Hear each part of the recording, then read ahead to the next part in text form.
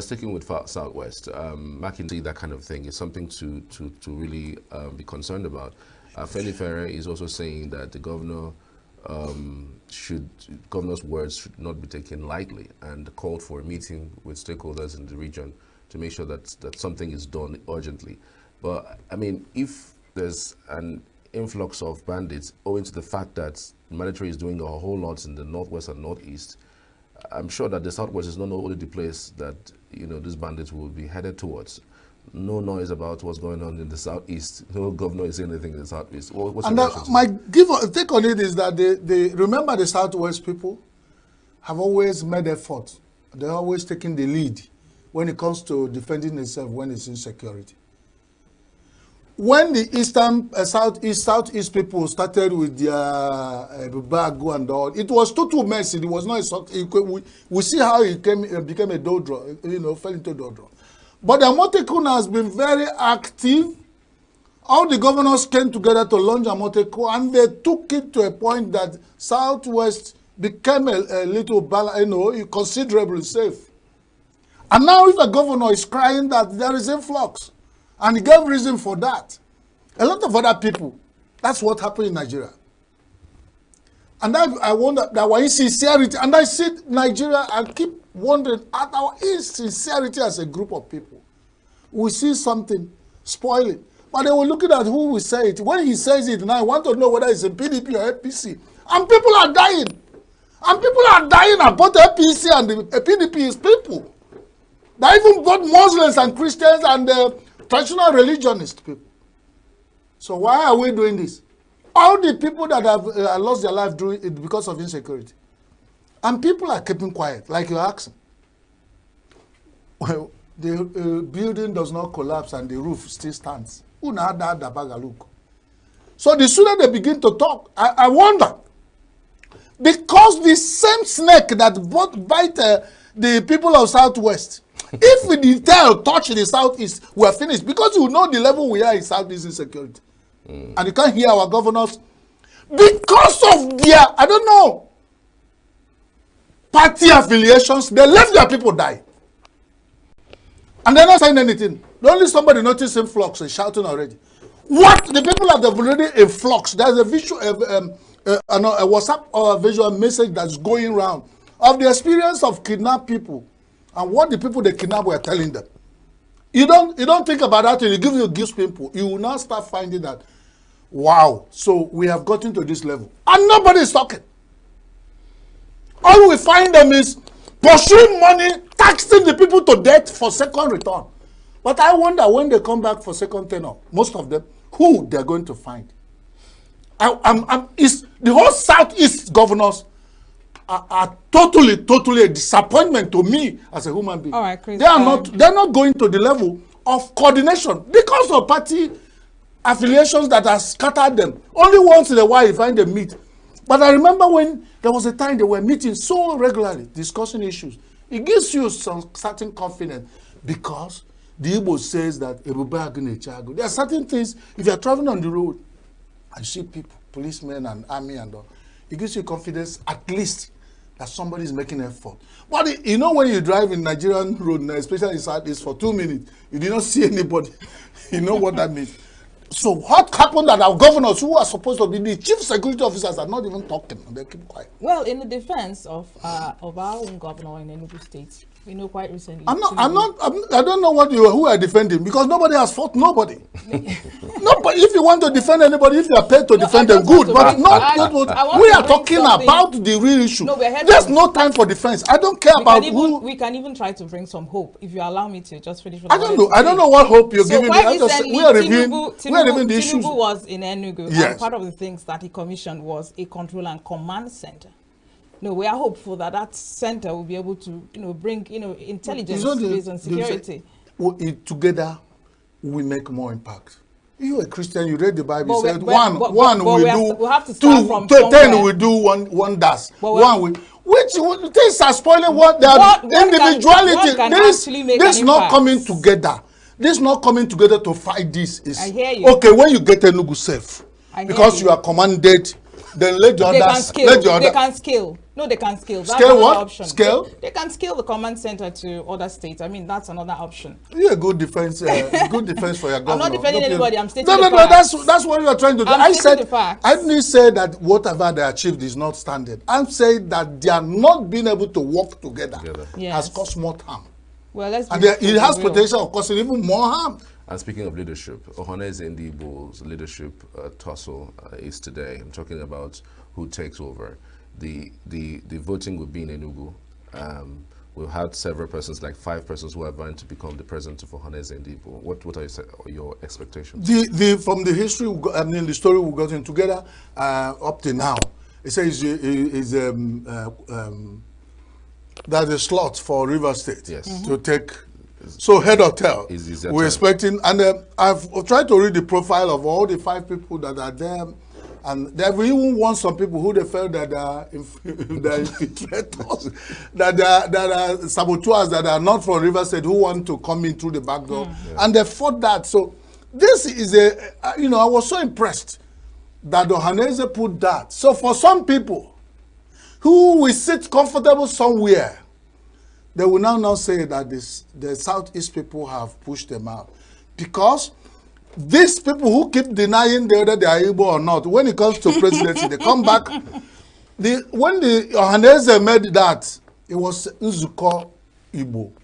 That was the history, and they know where their Igbo brothers are existing. And they gave you that, and it's the constitution up to now. So this is a very clear way of pushing it to the people who are totally confused. Tribalistically, some people are even what they call them. They are mulattoes. Because of politics and what they stand to gain, they will deny the origin, and they will think they will stand, and their great-grandfathers are in the grave turning, and they will have confusion. They don't know what's happening to them. The Igbos have block. You have the Suka, Afikpo, Onitsha, Owerri, Ikwere. That's how even those people, some of them, even the Igbos, you have the Kwale, the Akaibo, and all scatter like that, and that's how this. You know, when it was the Delta people, that the retired general was the head of Ohanaeze for long, and he fought. So when it is that they will pick Ohanaeze presidency, but some people will sit at the back and say they are not Igbo. I wish them good luck. But at the end of it all, remember, there's nothing you do for your girlfriend's son to call you Papa. Whoever you think is your brother, after all, it's democracy. Choose whatever you want to be. But remember, the truth is universal. There are certain things you cannot. Suddenly, just get up and say, I'm not black. No matter how you bleach yourself rich, your uncle will remain black. Remember. All right, Chris. That's what I said. Let's talk about a little bit about very briefly, the China and the Nigerian relationship. I think the blueprint talks about Tinubu seeking increase in $2 billion China-Nigeria currency swap, and then there was another headline that said that there's a negotiation for a collaboration for military training and of sorts with China. What you think Nigeria, China could be strange bedfellows? What are your thoughts? Exactly. I'm just thinking, unless you want me to follow your thought. But I'm saying that I have my whatever has good advantage has bad. And why some people have this very bitter malaria drug? They will coat it with sugar. My only concern is that let's watch it. China is a country, and they don't smile. They're very strict, and they are shrewd when it comes to foreign bilateral relations, financial and otherwise. So whenever Nigeria is going into any relationship with them, I say, be careful with your 2 eyes wide open. If you could get more pairs. Because they can train you and then retrain you. And then at the end of it, or you find yourself struggling to ask whether we are Chinese or we are Nigerian, because they have a way, their psychology of coming to take over. But I won't go without saying the Guardian infant meals. You see the cartoon on Guardian? The infant meals in Nigeria, inflation has ballooned it and taken it off. And now what you find, some mothers give their children concoctions of, you see in the market where what they mix up, and they will tell you is nutritionists that have suggested that they pack this and mix them and give children. I think it's but thank God that even Nigeria, time to go back to Nigerian local children are very alternatives. resilient, like us, like Nigerians otherwise. They are Nigerians after all. If they've depended on the infant meals, most of them would have died. It's time to go back to probably local alternatives that are in the market. You in the health sector, which is it Akamu that is our fault? Sorghum, But even the pap, wheat. you have to mix it with milk sometimes. There's soy milk. It's not, and that's the soy soy milk. milk The is even much process more of getting expensive. it down. No. You know what a There's cup of locally soy, prepared soy milk. Okay. a cup of the soy milk powder. Even tiger nuts, we need to explore. Our health economists, But they can do more. our people have been exploring. If you look at that cartoon, they're doing so many mixed and forcing the children to. There are local alternatives before these things flooded the market. I know. I'm saying healthy, balanced space. I'm saying it's good. And the way I see you, Chigi, you very soon you become the mouthpiece of the federal government because you always try to. But nobody is here to kill federal government. We are just saying this is how we feel about what's happening. Absolutely, and you have that right. You have the right to that. Let's leave it there. Many thanks, Chris, for your time and your insights on the show this morning. Thank you. We're back shortly after this, to stay with us.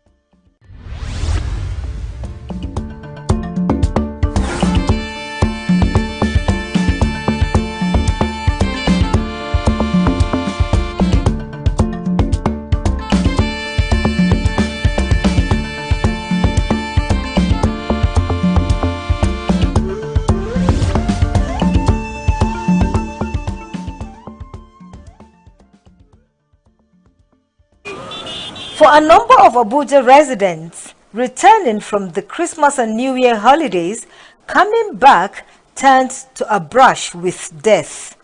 For some, carrying loads on their heads and dragging along young children running across the Abuja highways became a last call. But the law is ambivalent about this traffic risk. The Federal Road Safety Commission says there is no law against running across the highway, even right under a footbridge. Provisions are made for where pedestrians will take advantage of to ensure their safety.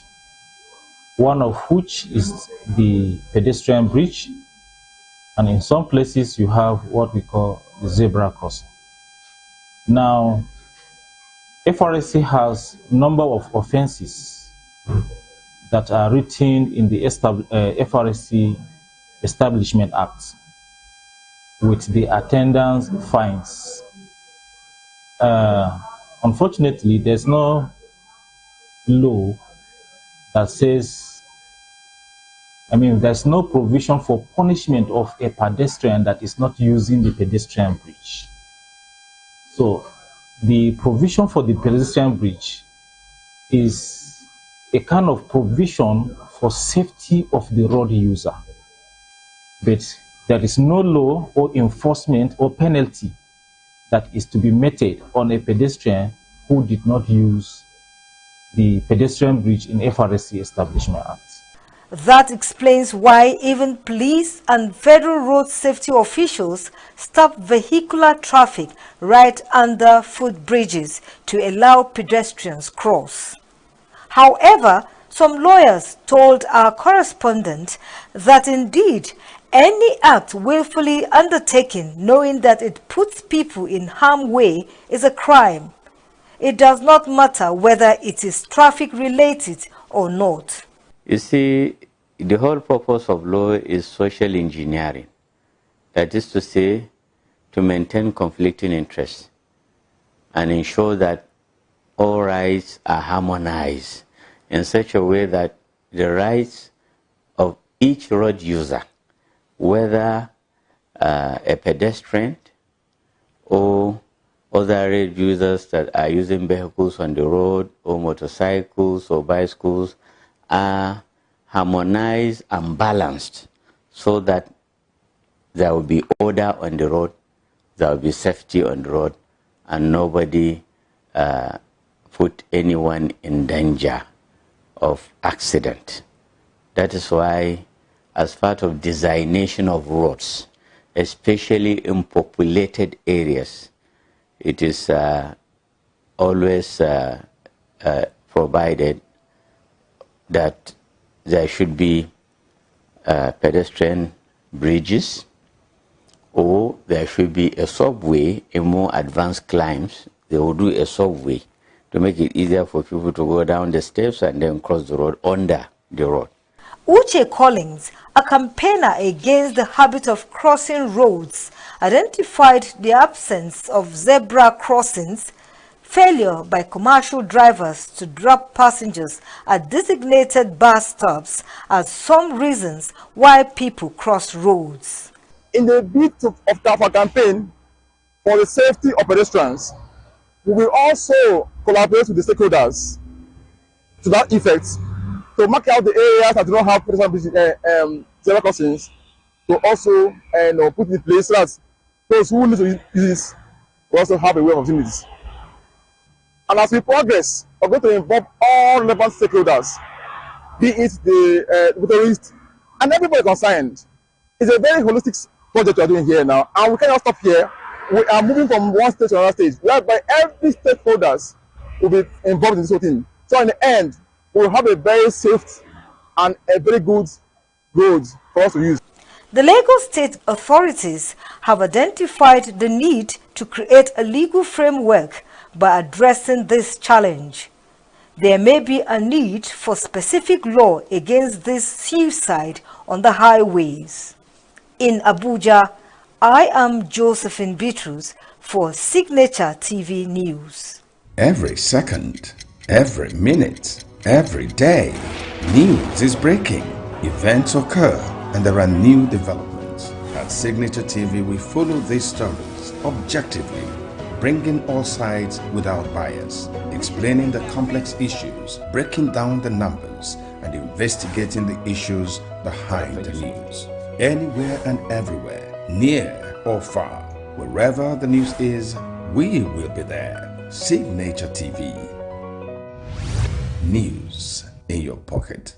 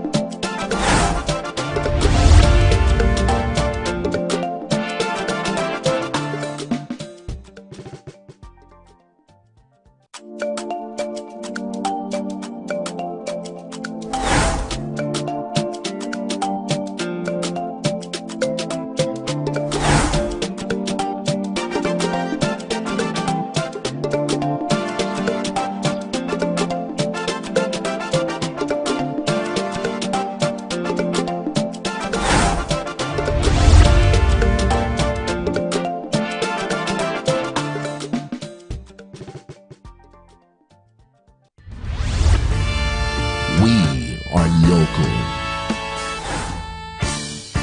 We are right now with the wife of the man that was Why the main market is in chaos? People are... We are national. Those in support of this motion as amended, say aye. Aye. We have taken the vote by default. We are international. Israeli airstrikes. Donald Trump left us the worst unemployment.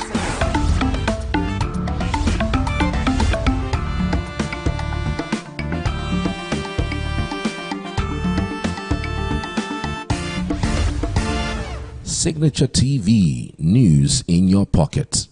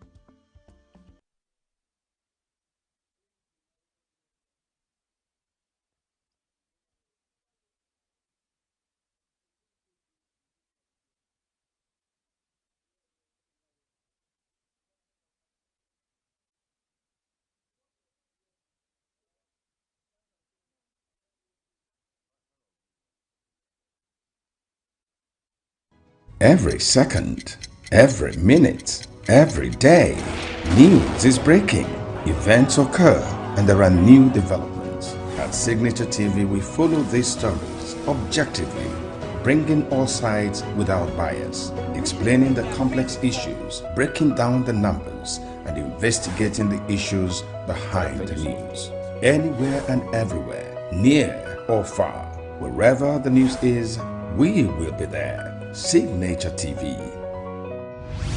News in your pocket. We're glad you're still here with us on Signature Morning on Signature Television. You know how we do it. We're moving ahead to another segment. We'll be discussing protecting consumer rights, addressing estimated billing and metering issues with Reverend Okechukwu Obiora. He's a convener, national chairman, Southeast Electricity Consumers Association, SECA. Good morning, Reverend, and welcome. Good morning for having me this morning. Thank you very much for coming. So we're talking about addressing estimated billing. Why is the current meter being estimated currently? Well, if you ask me that, I think it's the disco, or the discos as we have them now in the Southeast. There's the EEDC and About Power Limited Geometrics. That question should be thrown to.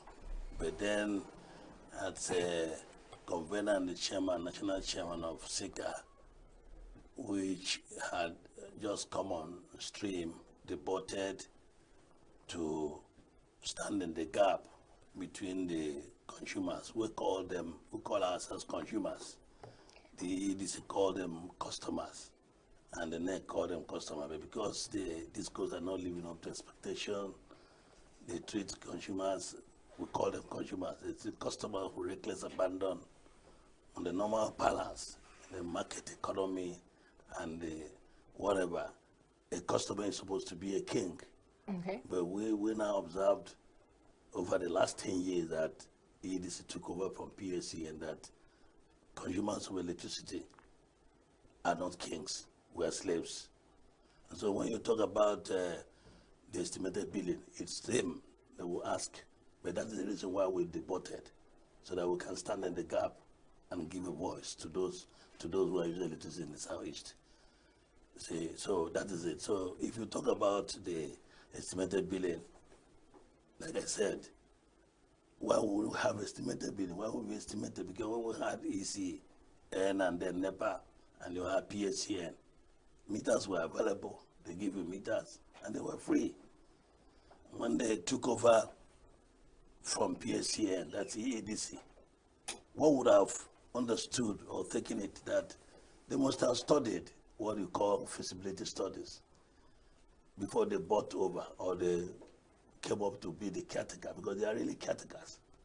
Right. But what exactly is your mandate? Because we've seen severally your moves around town for a while. Is it limited to just Southeast? Because the organization is the Southeast Consumers Association, Electricity Consumers Association of Nigeria. Is it limited to the Southeast EEDC? And what exactly is your mandate? What is your call for action? Our call for action, our mandate is that we saw that we're in darkness. The Southeasterners were focused on Southeast. Just Southeast. So the organization is just for Southeast. Yes, targeted at EEDC. Yes, alone. targeted at EEDC, the disco, Okay. and about power now limited. Because the problem that bedeviled EEDC is the same thing that the people in Aba Power Limited generally are suffering even more.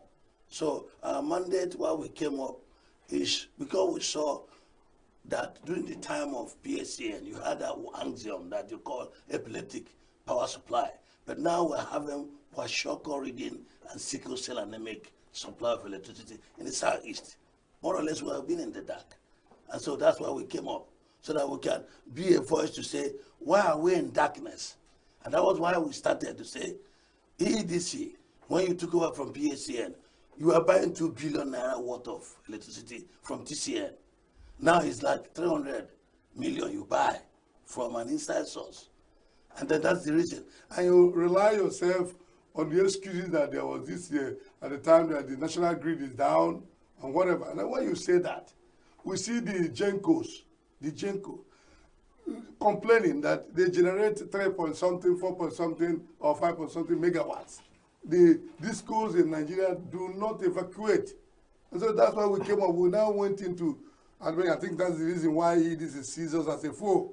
We now told EEDC, both in the public, private, and all that, go and buy enough light. Don't tell us you allocated 80 megawatts, so that you can have enough to supply. Because the Gencos are saying, look, if we generate and you don't evacuate, then it's a loss on us. So go and evacuate the light that have been produced and allocated to you. That's what we're telling EEDC.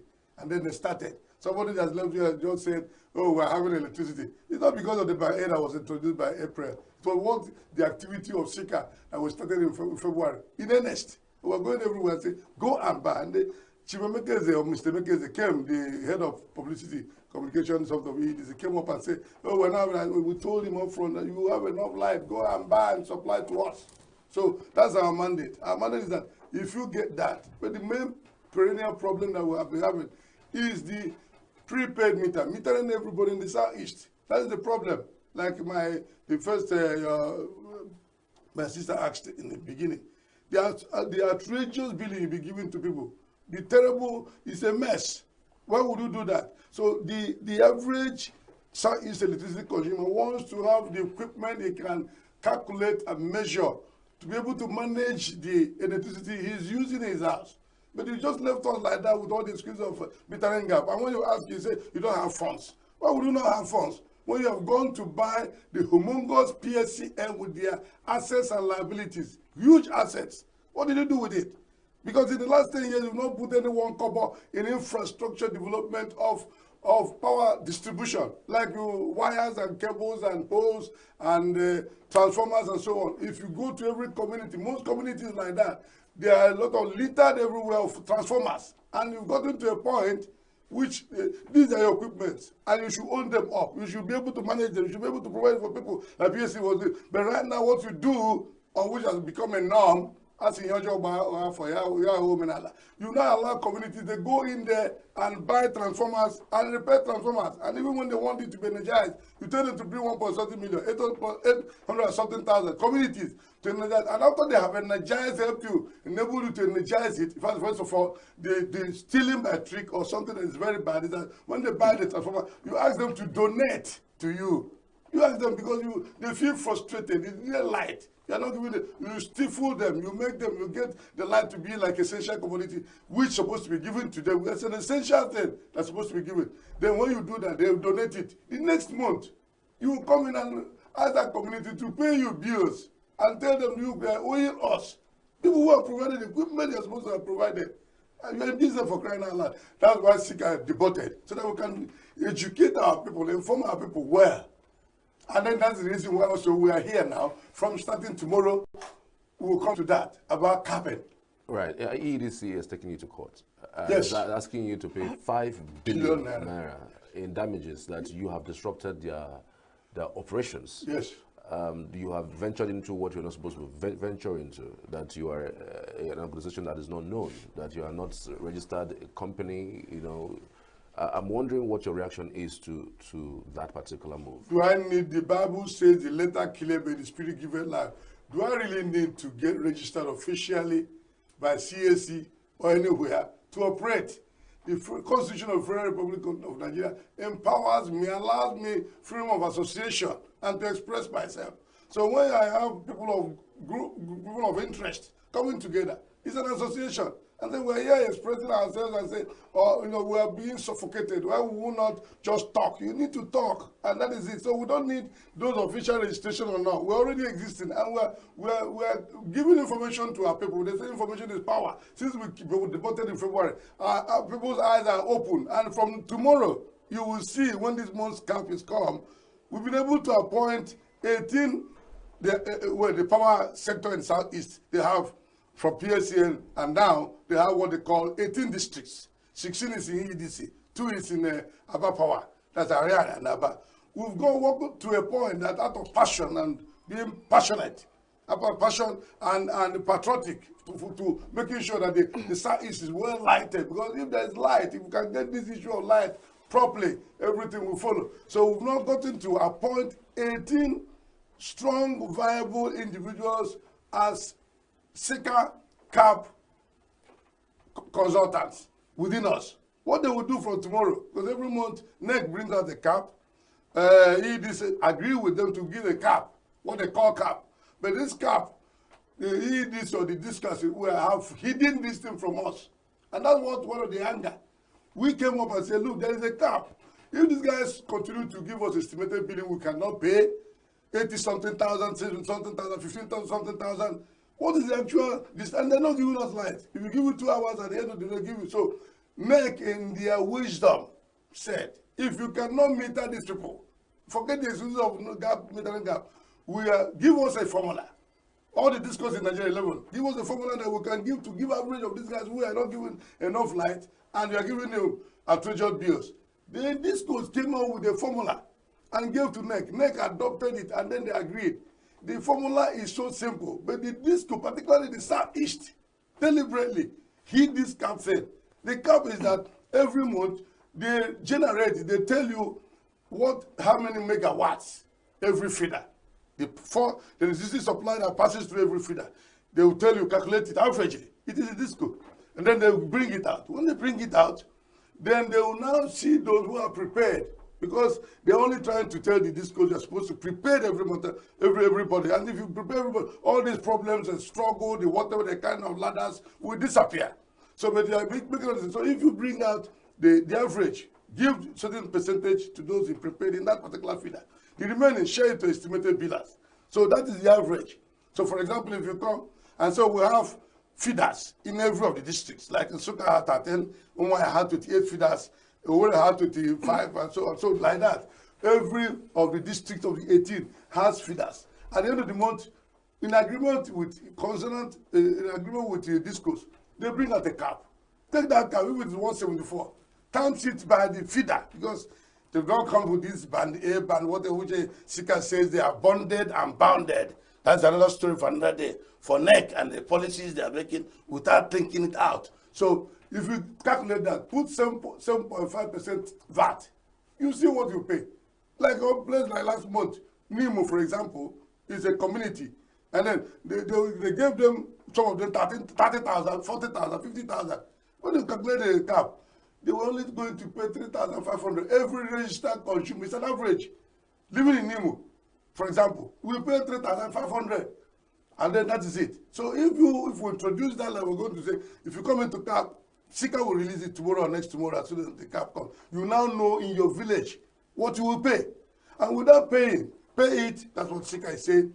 Put it on the NEPA bill, because the NEPA bill have been given to you 20,000, 30,000. If you only pay 7,000 naira, pay it. Be obedient. This is for only people who are not metered. Yes, estimated billers. Estimated billers. And bulk billers. Not for people who already. No, prepare it on your own.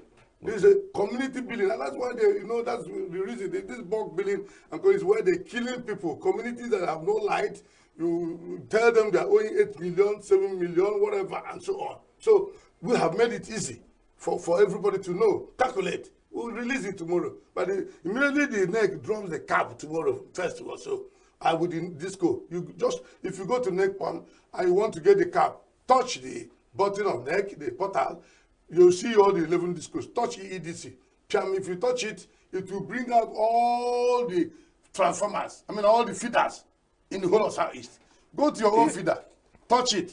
You will see the cap that's made for that feeder. Then times it by the tariff rate, because it might be in B or C or D. If you times it, then make 7.5% of VAT and add it. You see you're paying 7,000. But the only thing is that the irony of the thing is that instead of EEDC seeing us as a friend, they're seeing us as a foe. We're trying to come and introduce something that will help EEDC. Because over the years, even before PSC, they have PSCN 1 and 2 or 3. NEPA 1 and 2 or 3. The same thing we have even EEDC 1, 2, 3, 4. Those carrying ladders. They don't connect with the headquarters. The money they collect, when they can come to a community and be collecting 3,000 naira cash and giving them light. The money is not going into EEDC. This is they're saying about theft or electricity theft or something like that and all that, their revenue. But you see, the more the merrier. By the time everybody feels comfortable to pay the cap, rate of turnover, the money goes direct into EEDC account. Right. And that's what we're trying to help. We're here to interface between the discos and the NEC and the consumers. And we're trying to help. But they're seeing us as a fool. They took me to court. We're not going to talk about that because the case is already in court. Yeah. They only said they want SICA to close their platforms, Renewable to close your mouth. It has caused us money injury and all that, and cost and so on. If the judgment is... was there a meeting with you before this court case? They've never called me, except when you go to Affect TV, all these media houses and makers and all that, and they bring us together. There was no meeting. They've not. They are just bluffing. It's unfortunate. Well, have you ever set a meeting, with the... Why would I set a meeting? The consumer. For example, all that they've been doing, they've been solo. In whatever they are doing, that transactional, whatever. Even with NEC, taking decisions. This band A, band B, band. Why did you bring the consumers to even make it? In the market economy, a seller will tell you how much, and the buyer will tell you how much you buy. Or at what forum have we ever stayed with the discourse to discuss our issues? Because it affects us. Whatever affects us, the disco came up clearly, the head of communication said, we are in the market, we're in business, we're selling products, which is electricity. I am buying electricity, so I'm a buyer. I should be put in the know for one to discuss. I should be able to negotiate and say, this is how much I will buy. You don't just come up and immediately, you just change tariff. You are moving people from band B now, without the approval of NEC. The Constitution says, the Electricity Act says, before you move everybody, when they do this band thing, move everybody from band B or band C to band A, you must get approval of NEC. But they are not getting my approval. You just wake up from any morning and you see yourself from band B to band A, band E to band E to band A. Is this supposed to be your decision on what band you belong? So what? Is this supposed to be the consumer's decision on what band? No, it cannot be, but at least there should be a dialogue. In fact, the one thing is that this banding is not supposed to be safe. But in the reasons of the world, this is what I say about band A. If you go overseas, industrial areas, if they have this classification, their band is so cheap. You know the reason? Because they can now go employ people and produce to the economy.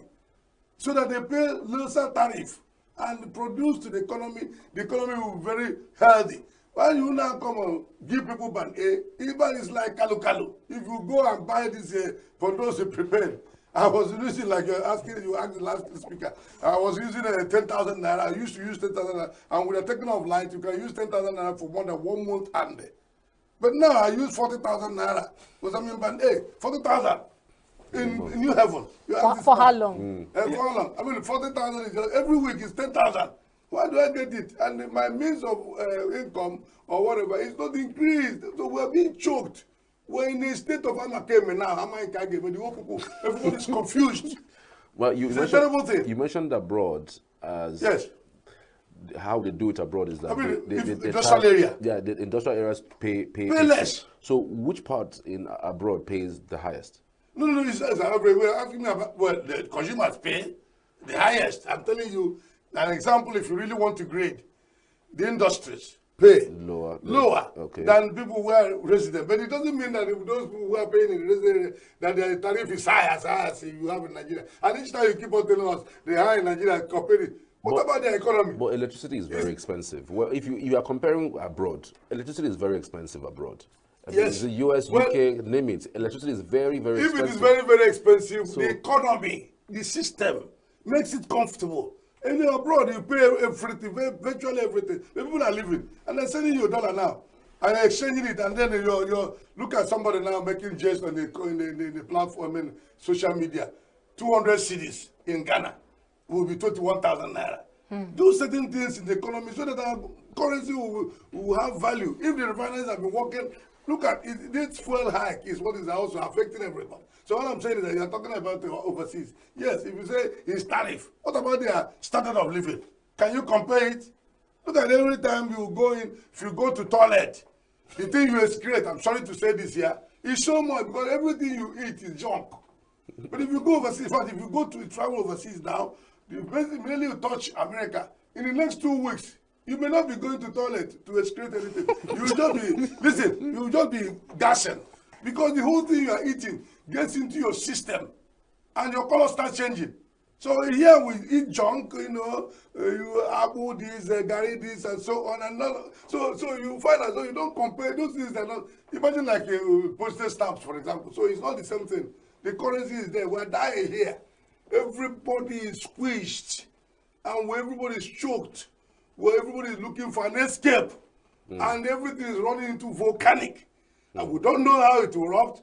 We pray it will not erupt. Look at what's happening in Lebanon and all that, and so bumping everywhere. We don't know. We are praying, but we're praying enough anyway. Okay, let's continue God's talking care about. is so heavy. Hearing from Nigeria every time, every second.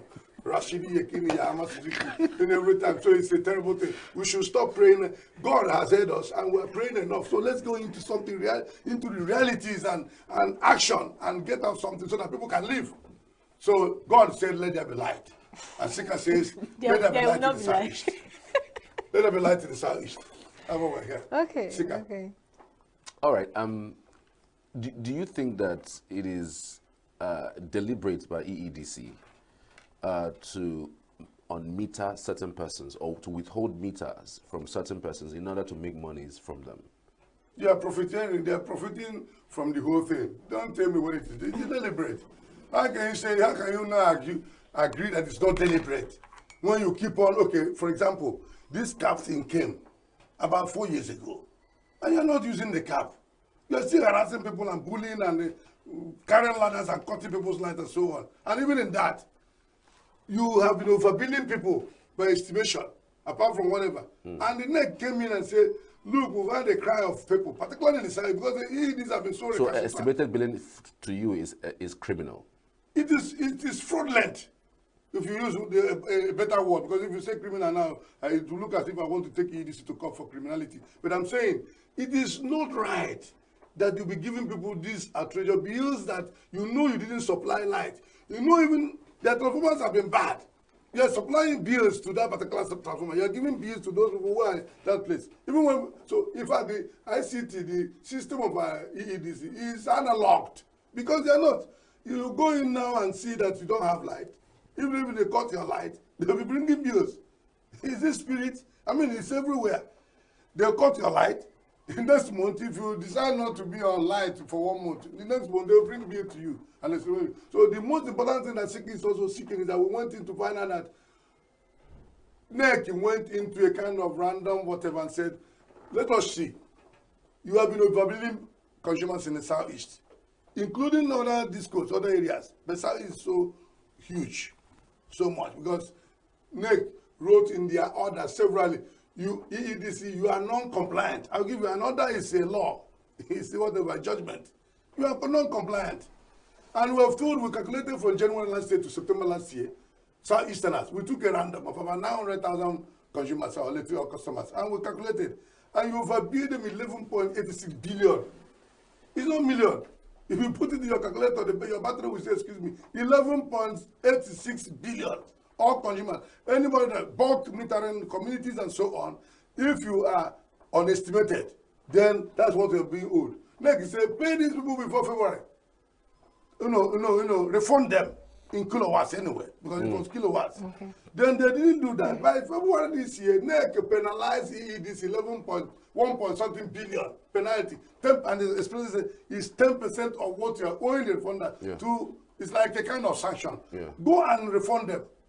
Then the makers came up, the EEDC guy and the head of communication and said, no, it's not 11%, it's not 11 something, it is 3 billion. And we're working on arrangements to be able to refund it. You have agreed, you have abused people. Whether it is glucose or glucose, like the brother of Unobi will say, what is important is glucose in your house. Whether you are owing 11 billion by NEC, but again, you are questioning, questioning your regulator. So they agreed. They agreed. They said it's only 3 billion. Overbilled people for 9 months. 9 months, I'm saying. And then you are now questioning the data of your regulator, NEC. If it's a normal palace, they will sanction you. They'll take your license for questioning their data.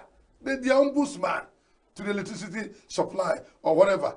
Then you question them. But they just kept quiet. What they did was what? They now went into their NEC. They told you, publish all those people you are billing in all the newspapers in the country. You know it can be volumes or library. It's not possible. So, but NEC now went in their wisdom and brought out those 11 something billion to their system. So, if you touch NEC, if you go to NEC and say, overbilled, South is overbilled, if you touch it, EEDC, put your account number, the one on your bill, like you have Signature TV now. Take it, put that account number you're using in paying, and put it in that place. They will tell you, you are overbilled. You are overbilled with a certain amount of money. That was supposed to be refunded. Wow. So some communities that EEDC is still telling them to pay, you are paying 4 million, you are owing us 4 million for this, that. They are, if you put it, Sika have been doing it to communities. A particular community has about 11 transformer. One transformer, EEDC is owing them by this system 4 something million. Wow. The other one 5 something million. The other one, the communities are not even, they're ignorant. They don't even want to pursue it. So that's what Sika. Every second, every minute, every day, news is breaking, events occur, and there are new developments. At Signature TV, we follow these stories objectively, bringing all sides without bias, explaining the complex issues, breaking down the numbers, and investigating the issues behind the news. Anywhere and everywhere, near or far, wherever the news is, we will be there. Signature TV. News in your pocket.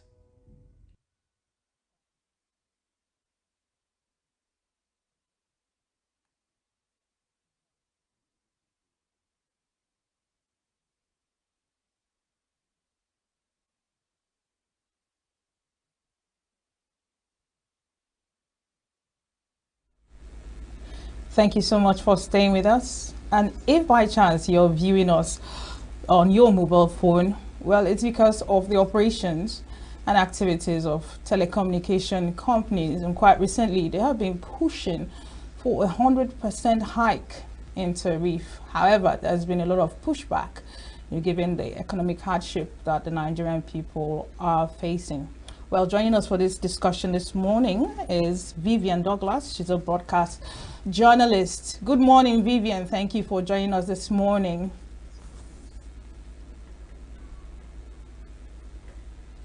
Good morning. Josh, you can hear us loud and clear, Vivian. Vivian, you may have to unmute your device if you can.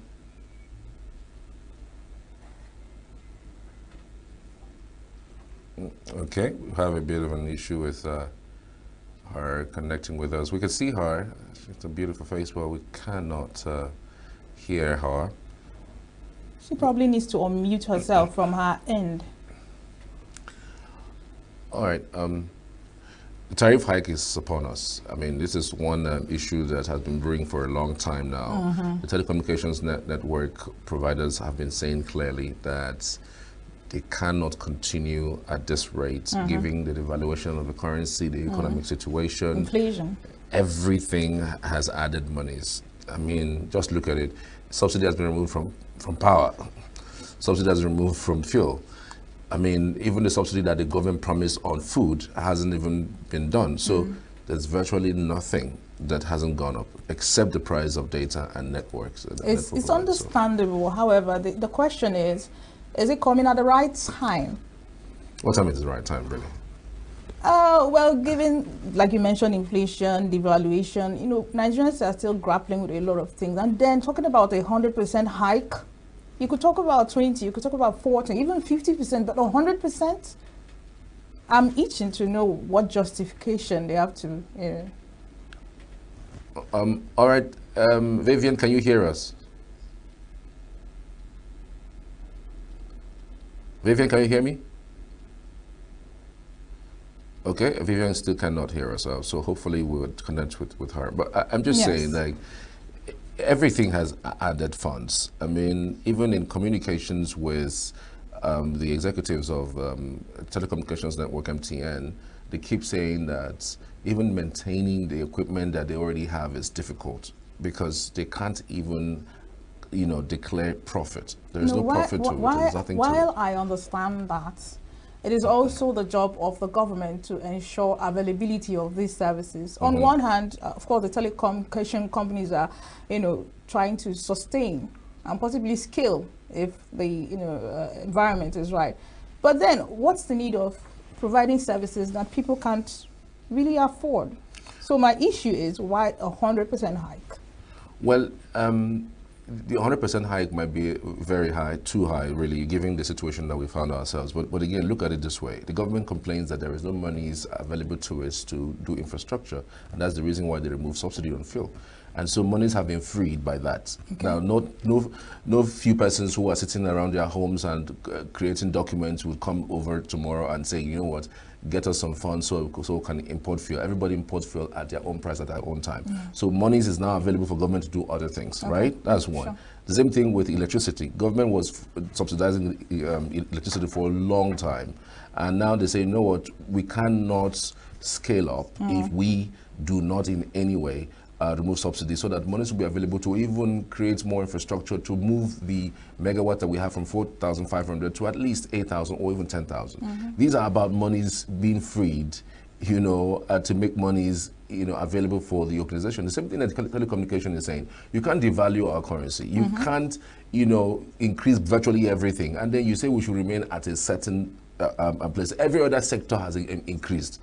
Everything else, apart from data, price has increased. So why do you think that it's not very important for telecommunications to increase their prices, even though not up to 100%, but at least to a point where, you know, it could be fair enough, you know, for them to be able to even operate in the first place? I hear you. I hear you. Every single person, every single business has actually, you know, increased their prices of products and services to still be in business, and telecommunications shouldn't be an exception, given the fact that these guys are essential services. They have become essential services, and they contribute, I think, the third to internally to GDP rather of the country. So it's a space that definitely needs to be taken seriously. All right, let's get back to our guests. Good morning, Vivian. Trust you can hear us now. Yeah, good morning. Good morning. Thank you so much for joining us this morning on the show, Vivian. So let's just get straight to the point. 100% hike in tariff, and there's been a lot of pushback by stakeholders, government as well. Now, what do you think, from your perspective, there could be justification for 100% hike? I mean, 20 we can understand, 40 maybe, 50. Well, yes, we may be able to bear that, but 100% hike, what do you think are the justifications for this? You know, when we talk about justifications, one of the things we always like to look at is how it affects us, like what is in our own interest. But the thing is, these guys are in business. And because they're in business, we all know what the economic situation in Nigeria is like. When the President ENUGU came into power, we all know that from ENUGU Square, he announced no more subsidy. At that point, when there is hike in the primary source of logistics, which is fuel, diesel, and all of that, so naturally, it's expected that these guys are in Nigeria, they are running business even without this time. The rate at which they charge Nigerians and other countries where they operate are different because of the accessibility to power supply, for instance. Now, they run an organization just like everyone, just like Signature TV. They run an organization. In that organization, it is only fair that you understand that they have to pay staff, they have to maintain their equipment, they will have to basically manage the business. Now, if you now couple that with the cost of power supply, of course, you know about the band A issue and all of that. To us, the subscribers, it may not be ideal, it may not be what we would want, it may not be that 100% high, because it's like saying, oh, if I'm paying 5,000 naira for a data of about 18 gig or thereabout, I'm not going to be paying like 10,000 naira. Now, that also accumulates to the expenditure of the average Nigerian. So I understand why the Subscribers Association of Nigeria, Subscribers Association of Nigeria would have a problem with that. But let's be sincere, let's be fair. It's been years since, I mean, till this morning, they're still charging SMS at 4 naira. And that's with all the increase and all the issues that seem to be going on in Nigeria today. So I think, let's be fair. Is it going to affect the subscribers? You and I, yes, it's going to affect us, but hey, somehow we'll find a way to survive. Somehow we've accepted that this is our fate. If you look back at what the cost of a bag of rice is right now, if you look back at the cost of basic vegetables in the market, as long as the source of logistics for these products are very high, the cost of fuel, for instance, we're talking about 700-800 as a few months ago, just about December or thereabout. They increased it to 1,000 plus. I mean, just a few days ago, I saw some filling station selling 1,014 naira. Some are selling 1,017 naira per liter. So I think generally it's understandable that this hike is going to happen. Now, the challenge is why 100%? The question again is, taking back to the marketplace, what exactly do you use to buy at maybe 200 naira that is not about 400 or 600 naira? Some of them are even at about 4 or 3 times the usual cost, and we still buy them. Is it fair? No. Is it right? No. But it boils down to those who are managing our system. I remember that the minister the day or thereabout ago said that, oh, there's going to be a hike, but it's not going to be 100%. So yesterday they were supposed to have a meeting at 2 p.m. But as of this morning, I don't seem to know the outcome of that meeting. Whatever it is, we are still at a point where we are being held by the neck. Our neck is being pressed down by those who are taking the lead amongst us, and that is the government of the day. Until they are willing to manage the issues surrounding means of livelihood in this country, the basic work for the average Nigerian, I don't think, passing blame to the telecommunication companies or any other organization that's running business in Nigeria will be fair. And I think that's just what it is. All right, thank you so much, Vivian. I just heard you mention about negotiations and meetings that are ongoing, in respect to this issue. Now, is there a possibility of reduction in the numbers, maybe from 100% to something lower?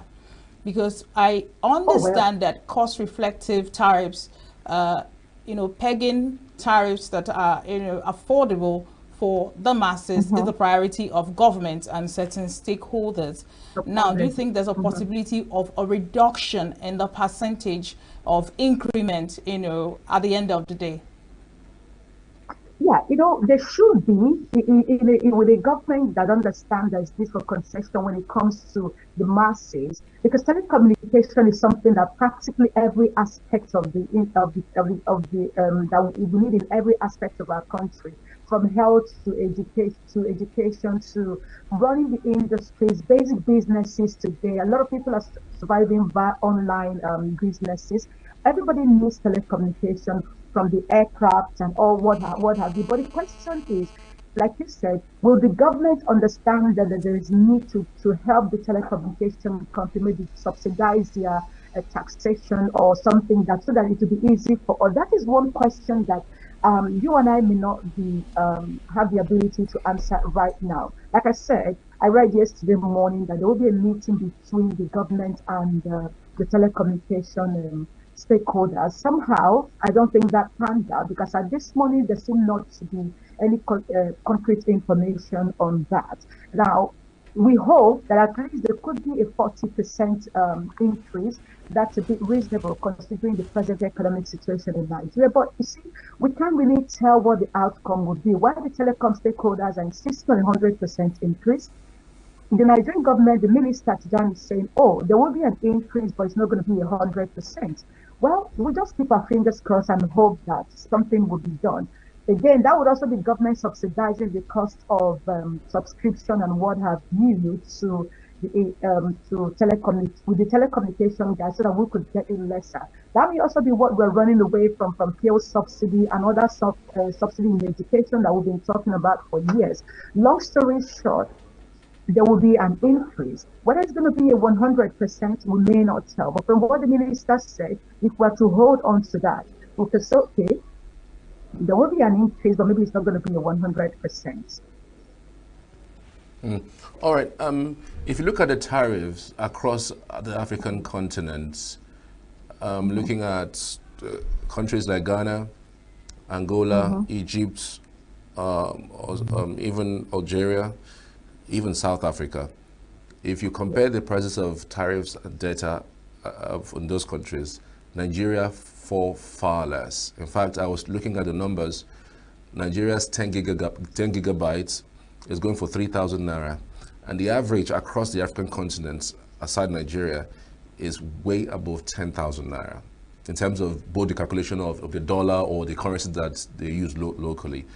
The telecommunications are saying, look, for us to be able to be sustainable and I mean, for the business to scale, I mean, you just have to, you know, be at par with what's going on, you know, in the economy. Because, I mean, we were even speaking to the MTN CEO recently, and he said, look, if this doesn't happen, the situation will get to a point where they will start rationing data. That rationing in terms of, that was like what they ration light. They will start rationing data and network will be so poor. I mean, these are the justifications, you know, for the fact that this tariff hike must happen. Don't you think so? Okay, like I said, it's not even about whether I think so, or whether I agree or you agree or anybody agrees. I mean, it's even fair to say that they have been kind, telecommunications stakeholders have been kind. For I think about 10 years, there hasn't been an increase. And if you also consider the fact that it's been almost 2 years since the hike in practically everything in this country happened, and they are yet to increase. I said April last year, they did talk about, you know, hike in tariff and all of that. But you see, the way the Nigerian system works, it's like, okay, there will be hike, but what is going to be the outcome? This is something that the government of the day should have handled, NCC and all of that, but they didn't handle. Now it has come to the point where they have no option. Imagine now I'm using the internet, and if at some point during this maybe 30 minutes conversation, I'm not able to deliver because my data is being rationed, that's actually the kind of impact it will have if nothing is done. Now you talked about other countries like South Africa and all of that, how their cost of data is higher than ours. You also need to understand that some of these countries, they don't charge them for calls different from what they charge them for data. You pay for your service, you subscribe monthly, and you can make your calls, you can do everything with that. Unlike in Nigeria, where you pay for data separately, you pay your internet data separately, you pay for your call data, your voice call data separately if you're using the normal cellular and all of that. But also, you also use the data to make calls. But that's like on WhatsApp and maybe Facebook Messenger. But your normal cellular call to a phone number to phone number, basically, you can't do that. You have to subscribe separately for that. And if you also talk about another thing to consider is that the market forces in each of these countries also dependent on the prevailing economic situation in that country, and that's what determines what the outcome of each cost of living in each of these countries will be.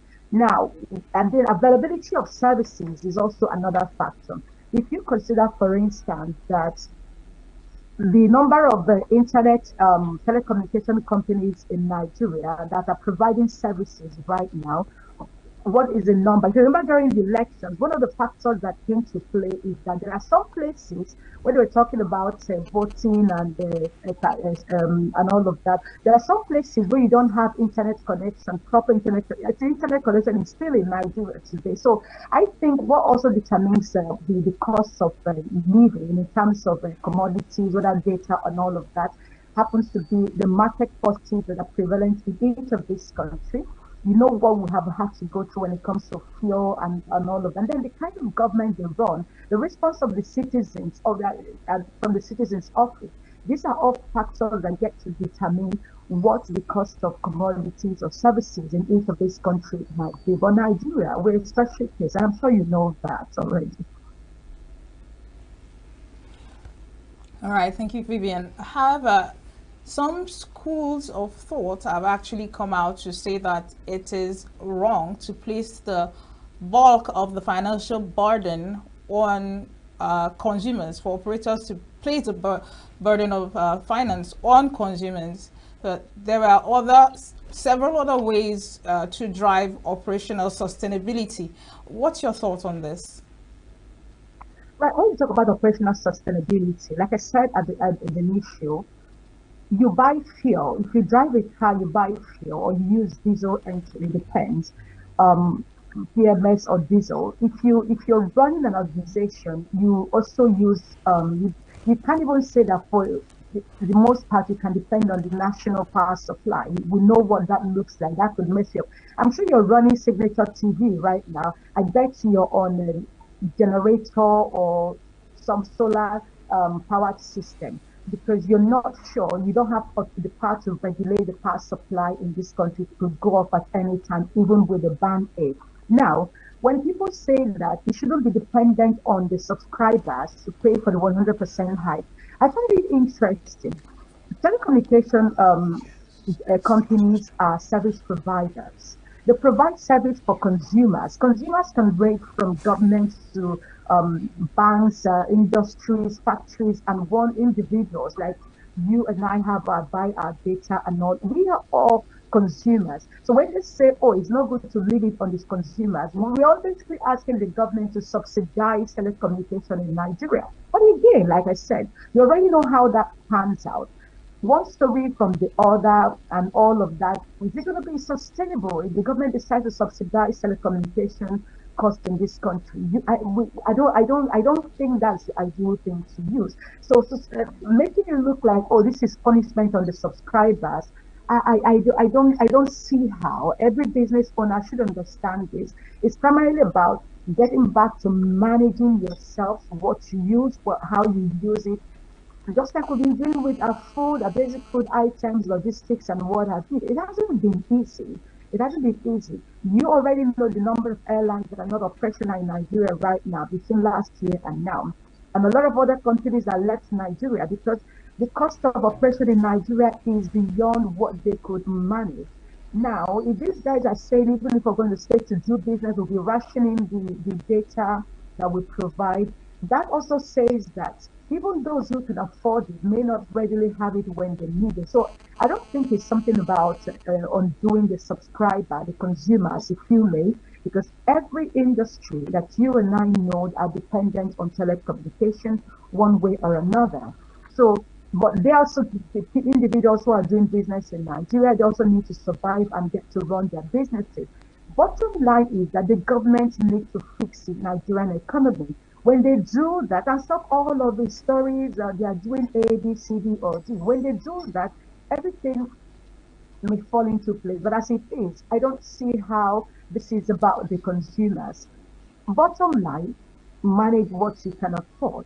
Otherwise, we have to face the music. We are all in this together. It's not about the a telecommunication company. It's about you and I and what is readily available to us. All right, then.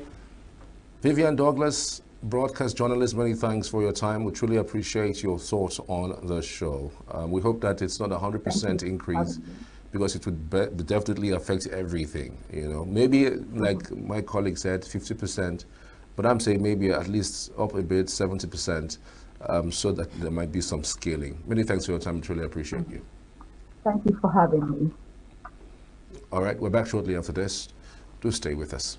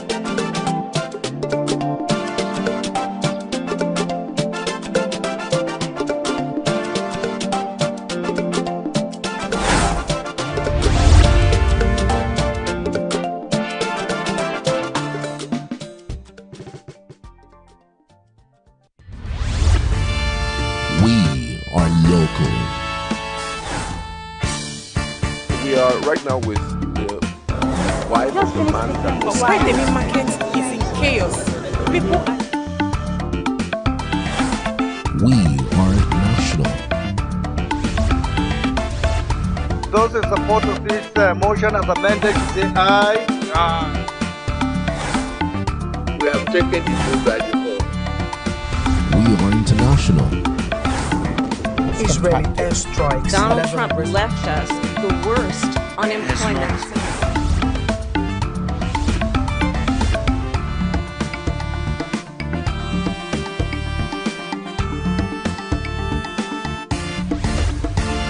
Signature TV, news in your pocket.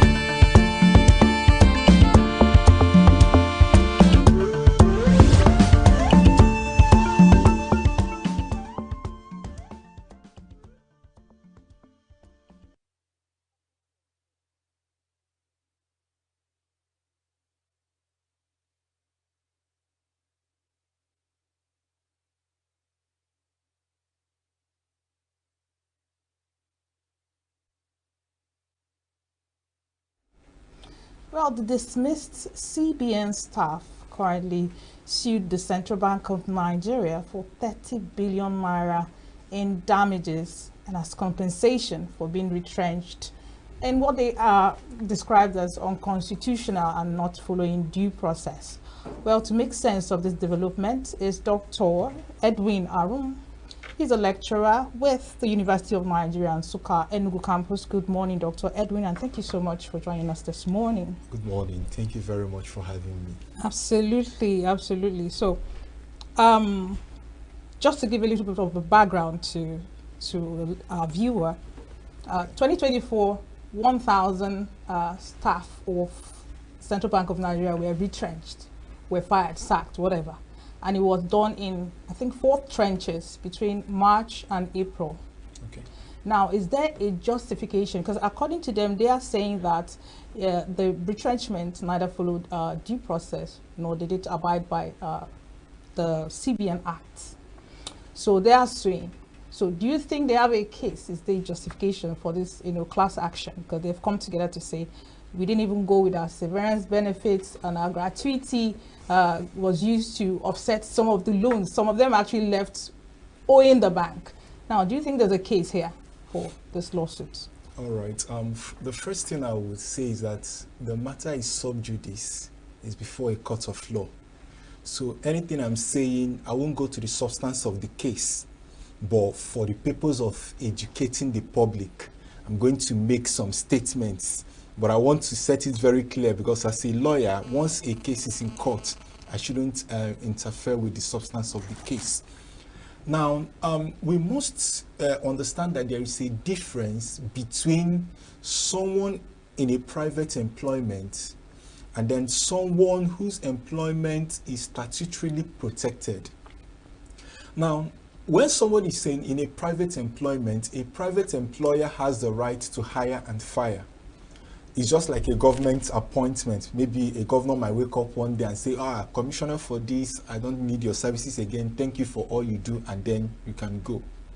Although recently, there is a recent case of the Supreme Court, that's the case of Bere Onyekachi versus Diamond Bank, where the Supreme Court said that even people in private establishments should enjoy some sort of protection. That's for that. But let me speak particularly for people in statutorily protected employments such as the CBN. There are procedures for their disengagement. Now, I wouldn't know how much time I have to set out the difference between a dismissal and just a termination of employment. But let me deem that this is just a termination of employment. There are procedures that you must follow. One of the procedures is that, let me use the CBN for example. There is the CBN Act that also established the CBN Board. Now, if you must retrench, there must be a recommendation by the board, especially when those people have not done something. Maybe cases of negligence or fraud or something like that. Fraud, gross misconduct. Unless there are cases of such, that's when you now talk about dismissal. But once it's termination of employment, you must first of all go through the board. The people involved must be given fair hearing.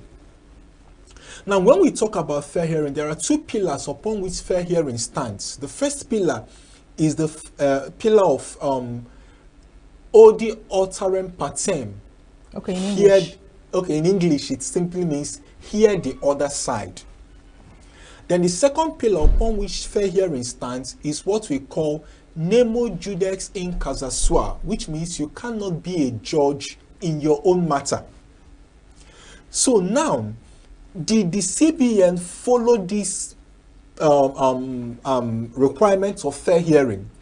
Now, one of the CBN's internal rule, that's their procedure act, the Internal Procedure Act, Article 16, sub-article 4, stated that there should be a panel set up in order to look into cases or decisions that will affect an employee's employment.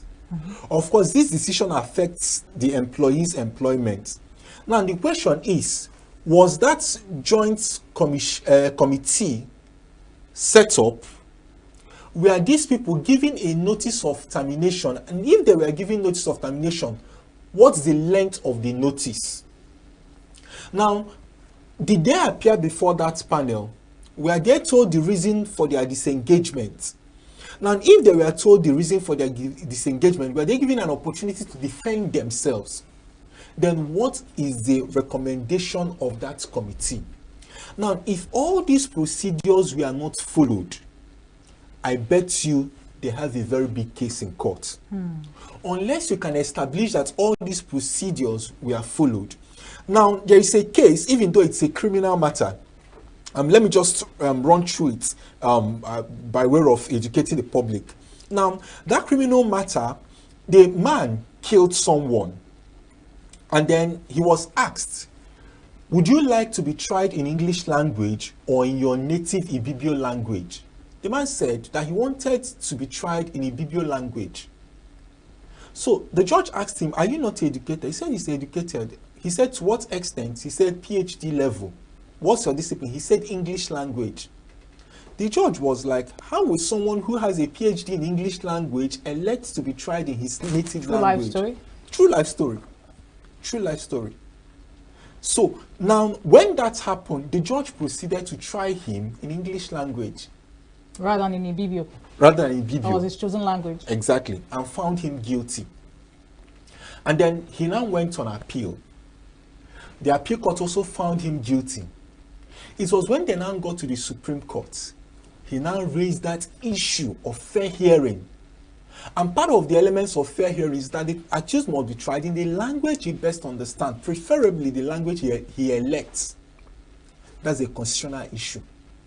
So immediately, while Supreme Court was, quashing the decisions of the trial court and also the Court of Appeal, Justice Oputa JSC said that even though, prima facie, it's evident that you are guilty, but for the fact that our constitution must not be derogated from, I hereby dismiss this suit against you. So what am I trying to say? The issue of denying him the opportunity to be tried in his language goes to fair hearing. So it overruled the fact that he killed someone. It overruled the fact that he killed someone to show you how powerful fair hearing is in Nigeria. So once you make a mistake in the area of fair hearing, it messes up everything. Even if the CBN was right, if they were not giving fair hearing, definitely it will quash everything. Well, the governor of CBN, Mr. Cardoso, came out to say that, okay, these guys took a voluntary way out. I've forgotten the terminology, but they took a particular package that would enable them to just leave voluntarily. Okay. That was the early exit program. Thank you very much. Early exit program. Do you think that is even a possibility? One of the things I wouldn't know to the extent I have the liberty to use words on air, but if I'm permitted to say, I will say that one of the things about this our nation, Nigeria, is some of the times when we say laughable things on air, or laughable things, you wonder how we come to reason the way we reason.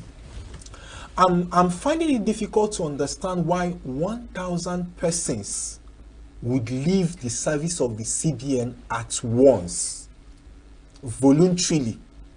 I'm trying to understand now that many people, to the best of my knowledge, many people are striving to be in the employment of the CBN. So when you tell me that 1,000 persons voluntarily exited the CBN at once, then I think there are more questions to be answered. There's a possibility onto that. The reason I say that is because they will not just go. They will pay them out.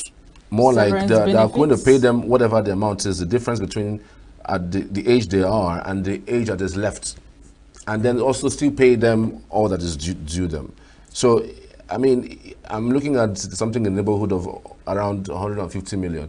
At this day and age, if I'm earning, something around 400,000 naira monthly, which I know he will not go anywhere, and somebody's offering to give me 150 million naira at once to go and, repair and fix my life, I think I'll take it too. Well, let me put it this way. What is voluntariness? When can we say that something is voluntary? It must emanate from you. Okay, I was going to say something. My colleague said, if someone gives him, which means someone came to persuade. Offers you, which means it didn't emanate from you per se. Someone came to persuade you with, of course, good severance package. So go ahead. I just wanted to clear the air that this did not probably emanate from them. Someone probably persuaded. However, they are saying, some of them are even saying they left with a debt, because most of them took out loans from the central bank, and they are telling them, look, we're taking your gratuity and we're paying off those loans. So most of them are even in a debt to the tune of 30 million naira and they have been, let go. So what are your thoughts exactly? Okay, now, there is what we call duress, and there is what we call undue influence. And whenever a decision has been taken and there is an element of duress or undue influence, you will not necessarily say that it is voluntary. Can we prove it beyond every reasonable doubt that there was an element of undue influence? Now, prima facie, there is an element of undue influence. Now, let me calm down a little. I'm a lecturer in the university, for instance. There are some things I ask students to do. Probably I might ask a student to come and sweep my office. If I were not a lecturer, would that student sweep that office? Highly doubt. He will say no. He will say no. But because of my position, and knowing fully well that I might give him an F in my course. Which you know you wouldn't. Of course. So he would not, the students would just do it because of I'm the one. There is a power imbalance. So in a situation whereby your boss asks you to take a definite direction and says, I will give you this, but you have to do this. The normal way we think in Nigeria, he will say, make I hold the one where I see. Because if you not collect that one, what space awaits you? Exactly. So based on that, I will say that on the face of it, there is undue influence. And assuming it's voluntary, why are they in court? No, I was going to get to that. Now, if it was an undue influence and they were promised a very wholesome severance package, then why are they in court? Because they cited, that the labor laws were broken, CBN Act was broken, their constitutional rights, right to a fair hearing. So obviously there's a tilt in the balance of this contract if there was a contract actually, going on there. So if it was voluntary, question is, why are they crying wolf? Why are their severance benefits? Why were the severance benefits tampered with? And why are they in court if it was voluntary? Definitely, I think the best persons to answer this question is will be the CBN. Now, exactly. Let me ask you, how has the CBN responded since the class action lawsuit, went live? Well, there has not been any reasonable response from the CBN apart from the fact that they came out to say that it's voluntary. Okay. So we await the position the court will take. Okay. Yes, of course, the CBN, they have a lawyer already who has, made some appearance, filed some affidavits and all those things. I was going through what they filed earlier this morning, but like I said, I wouldn't want to delve into the matters of the case to start discussing what's exactly. But they've made some defense, of which they are hinging their arguments on the fact that it is voluntary. Okay, but that is their argument. That is their major argument. But even a deaf and a blind. Okay, please go ahead. Okay, because like I said, I'm still trying to understand why 1,000 persons will take such a voluntary action at the same time. At the same time, and now, assuming it's voluntary that they took that exit way, it should have been in writing, because their employment was in writing. The main way we prove facts in this dispensation, a written document. CBN should have availed the public of the writing, the letters through which these people voluntarily retired. Now, I'm not saying that the CBN does not have the right to lay off workers. There are sometimes you can lay off workers by way of downsizing, poor job performance, or even redundancy, or even the prevailing economic situation. The law recognizes what we call frustration. There are instances whereby you are running a business and at a time you are seeing that everything is going against the business and you want to downsize. But have you followed the due process? And when you've not followed the due process, you don't push the blame. That's what in the normal language we call gaslighting. You don't push the blame on the victim to say that, oh, you took this way. Now, did he voluntarily do that? Yes, prove it by where the person voluntarily signed. Unless there is something I'm suspecting, it's a mere suspicion, and that's why I want to be very clear on that. There are some of the times that some government organizations might want to lay off some people. They will look for people who have skeletons in their cupboard and now meet them and say, look at this. You have some skeletons in your cupboard which can warrant a dismissal. Now, you are presented with an option of voluntarily retiring. Like a soft landing. There's a soft landing for you. You either take this or you face dismissal. Now, in law, there is what we call plea bargaining, where someone might be guilty of an offense, and the person liaises or discusses with the prosecutor, and the person says, okay, I will work for a soft landing for you, in the sense that you admit this and you return so and so amount of money. And in such a case, the person says, okay, I'm guilty, I return so and so, but give me a soft landing. So I'm suspecting that this is like a financial plea bargain, where they are asked, okay, I think there are some irregularities in your employment. Now, one of the irregularities that we see in this current dispensation of civil service is falsification of age. Many people falsify their ages. You see someone who can be 15 years for 10 years so as to delay his time of retirement. But was that part of the reason? No. Has it been mentioned anywhere? It has not been mentioned, but myself as a public servant, I'm trying to tell you what might be, what is obtainable in many spheres, which I'm suspecting. For instance, when I joined the service of the University of Nigeria about 8 years ago, during my regularization, there was one of the people that came.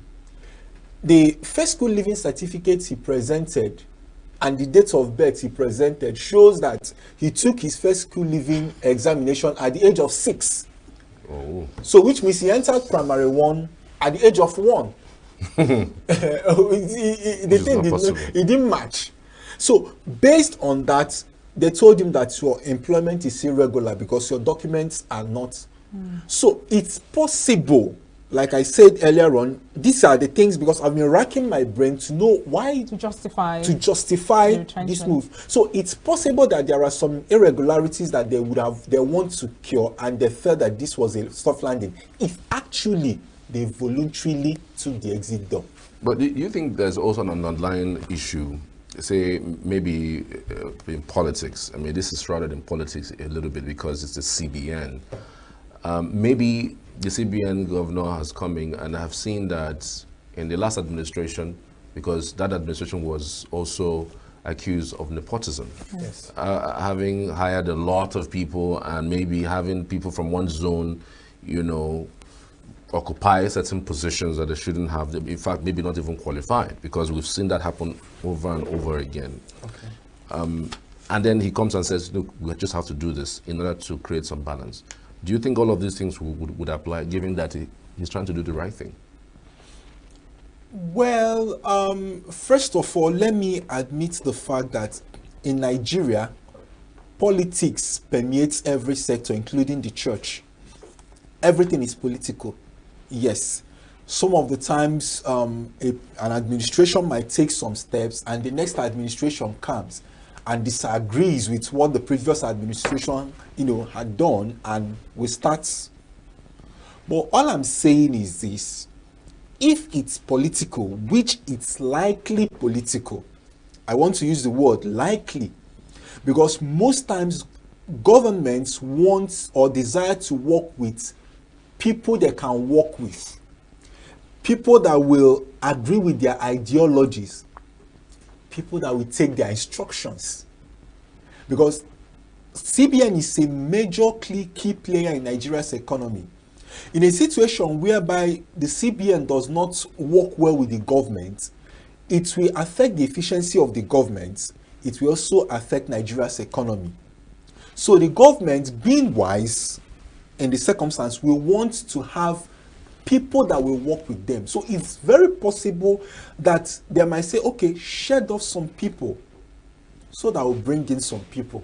Because it's not possible that 1,000 persons leave and then you will not replace them. It's No, not like it's a paucity of funds. No. It's not like they don't have money to pay. It's just that, I mean, it's just like you said, it's likely a political move.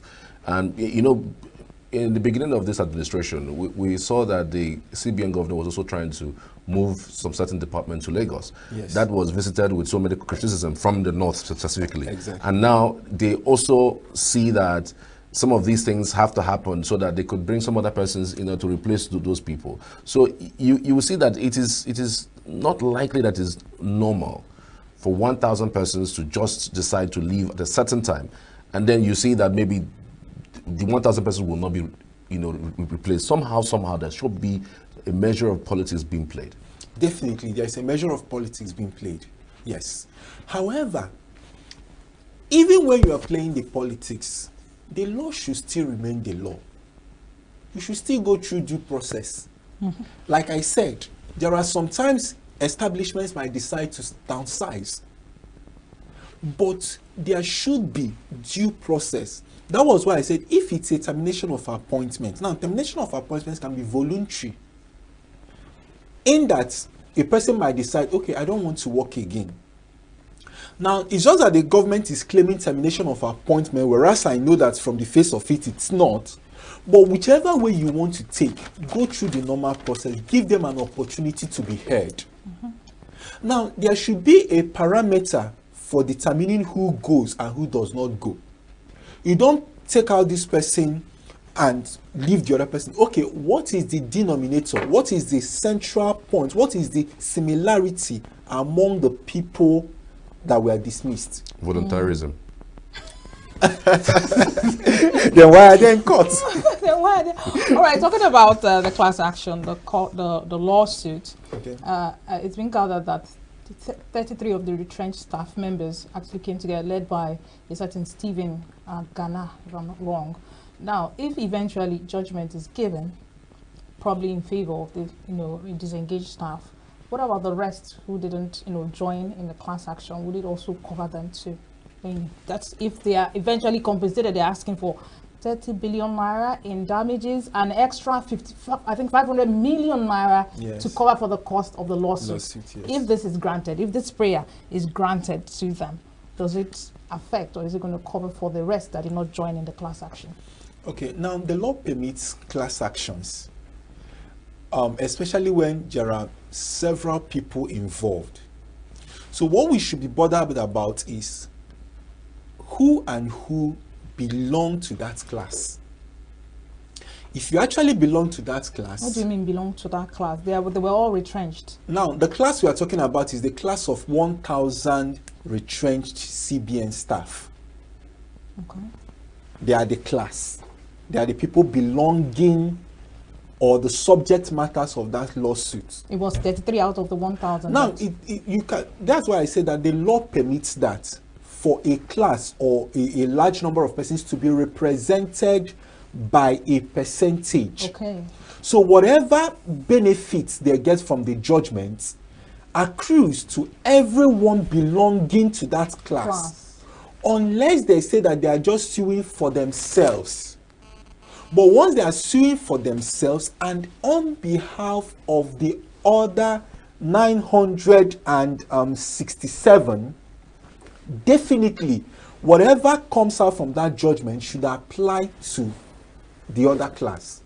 Except there are some members of that class that comes out to say, oh, we are not part of this judgment, or we are not suing, we actually took the exit door voluntarily. Then those people will be exempted. But once they keep quiet and they do not oppose that class action, whatever comes out from it, whether it's good or it's bad, it affects everyone. So it's a representative action. So those 33 are actually there before the eyes of the law, the 1,000. are represented. Makes sense. Now, the case was adjourned from November 20 to, I think, January 29th. I'm not so sure of the dates now, but thereabout. And first of all, I think my first question is the National Industrial Court, is it the only court that has jurisdiction over this kind of cases? That's number one. Yes. Then secondly, they were given time. I mean, the parties were given time to go and settle out of court and come up with some sort of an agreement. Yes, What's your take on that? Do you think there's going to be an agreement at the end of the day, or you think CBN will follow through? Okay, let me first of all say that once it has to do with labor, the court with the proper jurisdiction is the National Industrial Court. Now, the issue of settlement out of court, now Section 20 of the National Industrial Court Act permits that.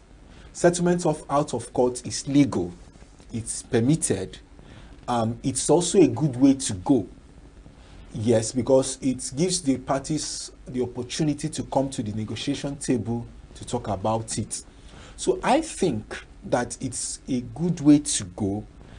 I won't guarantee that CBN will follow through, because moving from the experience of ASU Strike 2022, I will say that that's one of my most trying points as a university lecturer. So if the CBN decides to behave like the federal government while negotiating with ASU, then it might be an issue. But I believe that the CBN should and would come to the negotiation table and then find a way to come up with solutions that will favor both parties. It's a good way to go. It's a legal way to go. And I believe they'll get faster results. We know litigation in Nigeria. So in order to save that time, I think it's a good way to go. Yeah. All right. I want to really do appreciate you for your time on the show today. I mean, you have really x-rayed this particular issue, and I hope that at the end of the day, there will be some amicable settlements across boards. CBA wants to shed off 1,000 persons, and the people are saying no. If you have to shed us out, make sure you pay us 30 billion, or just come to the negotiation table and let's talk about it. Follow due process and give us what's our own. You know, so we'll keep an eye on that story. And of course, if there's anything else, we're going to invite you for more on that. Thank you so much. Thank you very much. I'm most delighted. All right. I want to really appreciate every one of you for being part of the program all through the last 2 hours. All right. We're connecting to our Abuja studio for more on the morning show. My name is Charles Pius. And I'm Chigi Chiagaram. Thank you for being here.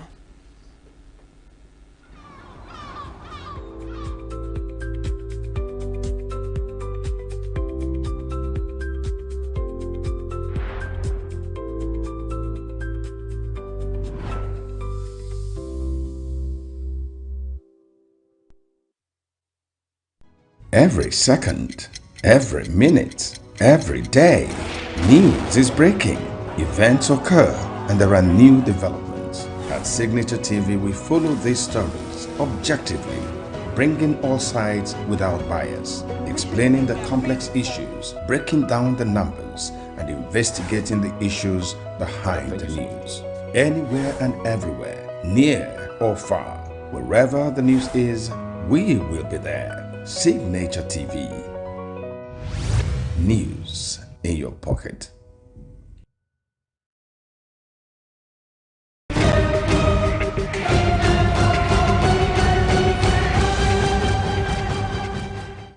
Joining us from Sweden, all the way from Sweden, is Dr. David Okelue Ubunta. Dr. David, you're welcome to our program. Thank you for having me. Well, you know that two things that this government did on the date it came on board was, one, to take out the subsidy on petrol, and then two, collapse the dual exchange that we had that a lot of Nigerians had complained about. And these two policies or decisions have come with a lot of impact on the lives of the ordinary Nigerian. inflation has gone up and the value of the naira has dropped tremendously. As at the day that this government took over, I think the naira was about 750 or so. As we speak, the naira has gone down to as much as 920, 930, 950 to the dollar. So as an expert, what do you think the government should do now to improve the lives of the ordinary Nigerian, to see that the economy can bounce back, naira gets stronger, and then we can reduce this level of inflation?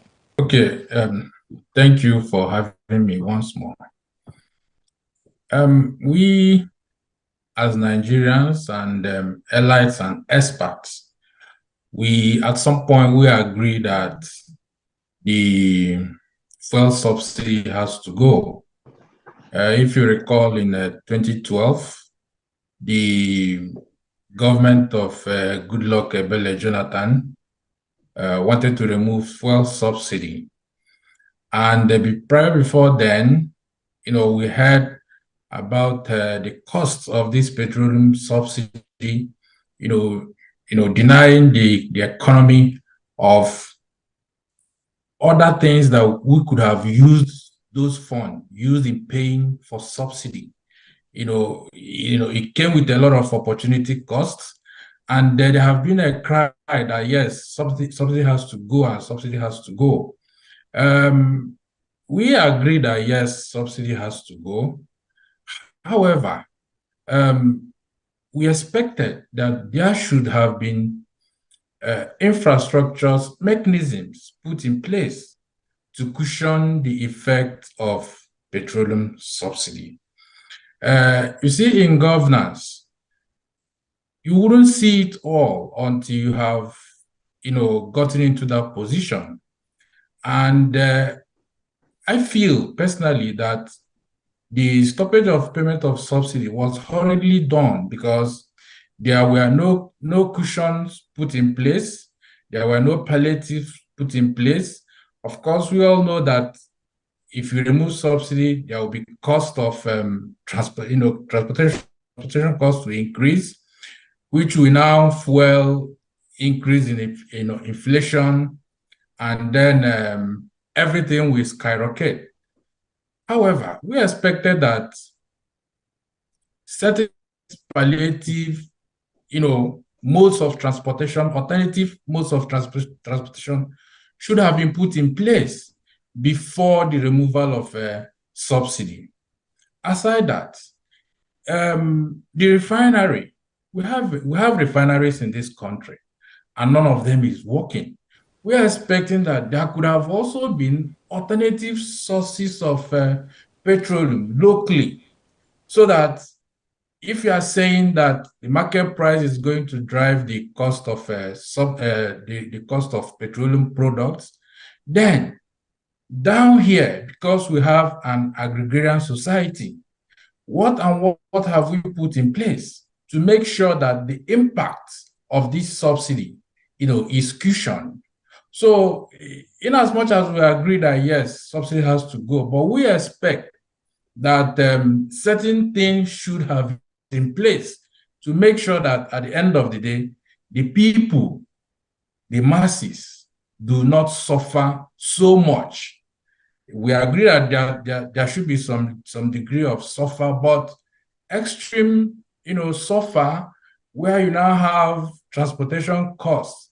I live in ENUGU. You have transportation costs, public transport from Wayek, for instance, to the secretariat, now costing almost about 350 naira to go and then to come back, something like that. And then you expect workers to pay this money and also go to work, 5 a week and all that.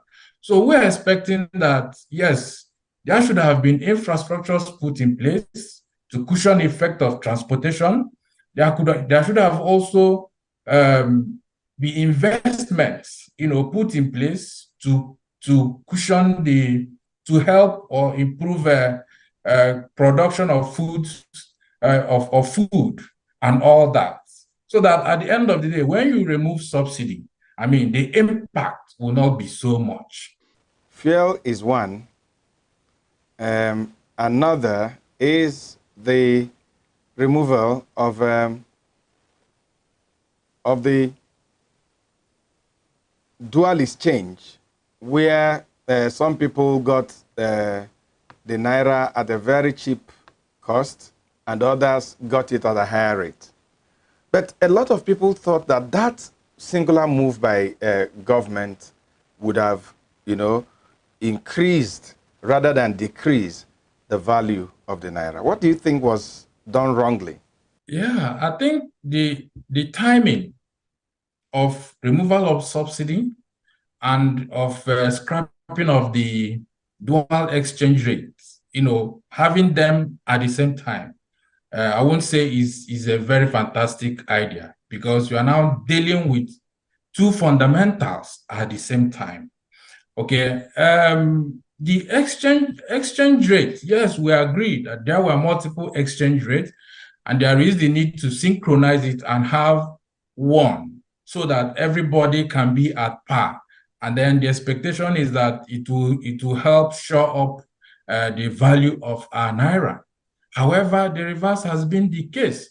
Now, this could be because how much do we earn as foreign exchange? Let's start the question from there, or the conversation from there. We only rely on crude, the sale of crude oil, in order to earn exchange rate. Arguments have shown that in Nigeria, that we import so much and export little, that containers come into the ships, bet in Nigeria, fully loaded, but go out of the shores of this country empty. So what are we exporting? What are we selling as a country in order to earn exchange, foreign exchange? Of course, we all know that when you earn multiple income as an individual, you are better off. So I want to liken that to Nigeria. If we had had the opportunity of earning foreign exchange from other avenues apart from crude oil, we would have been better off. Okay, the abolishment of the dual exchange rate has really put us into a position that, some of us are surprised that up till now, naira has not gone to 1,000 naira, because there were really nothing in place to make sure that, yes, because this thing is like forces of demand and supply. You only distribute across what you have. You cannot distribute what you don't have. Okay, and also the means by which we access this foreign exchange is also a problem. For instance, before I made this trip, to Sweden, I had to source foreign exchange. Okay, I called my bank. I needed to take out dollar. I needed to get euro. But when I called them, I said, look, I need to take out dollar and I need to buy euro. Can you help me out with that? They said no, that they can only give me dollar, and then I'll have to go and look for how I'll get euro. All right, but I don't think that is the right, I don't think that should be a right practice. If I have dollar and as a bank, I should be able to access euro from you. So the policies that has made banks that, yes, we know that the domiciliary account, you can only take out what you have. But I am thinking that the banks should be a financial, when we say it is a financial supermarket, it should play that role as a financial supermarket, so that whatever you need in terms of financial services, you are able to get it from the bank. But whereby you now go to the bank, you take out US dollar, you now go to the Bureau de Change or the Aboki by the roadside to now go and buy euro. I don't think it's a very good idea. Let me ask, for government, they've poured in some more foreign exchange or some more dollar into the market. And in their thinking, that is supposed to bring down that's supposed to shore up, the naira, but that's not happening. Is that the only measure they can take to make sure that the dollar is strengthened? No, but I think they did that as a stopgap measure or as a short-term measure to see what happens. But the truth is that those things are not sustainable.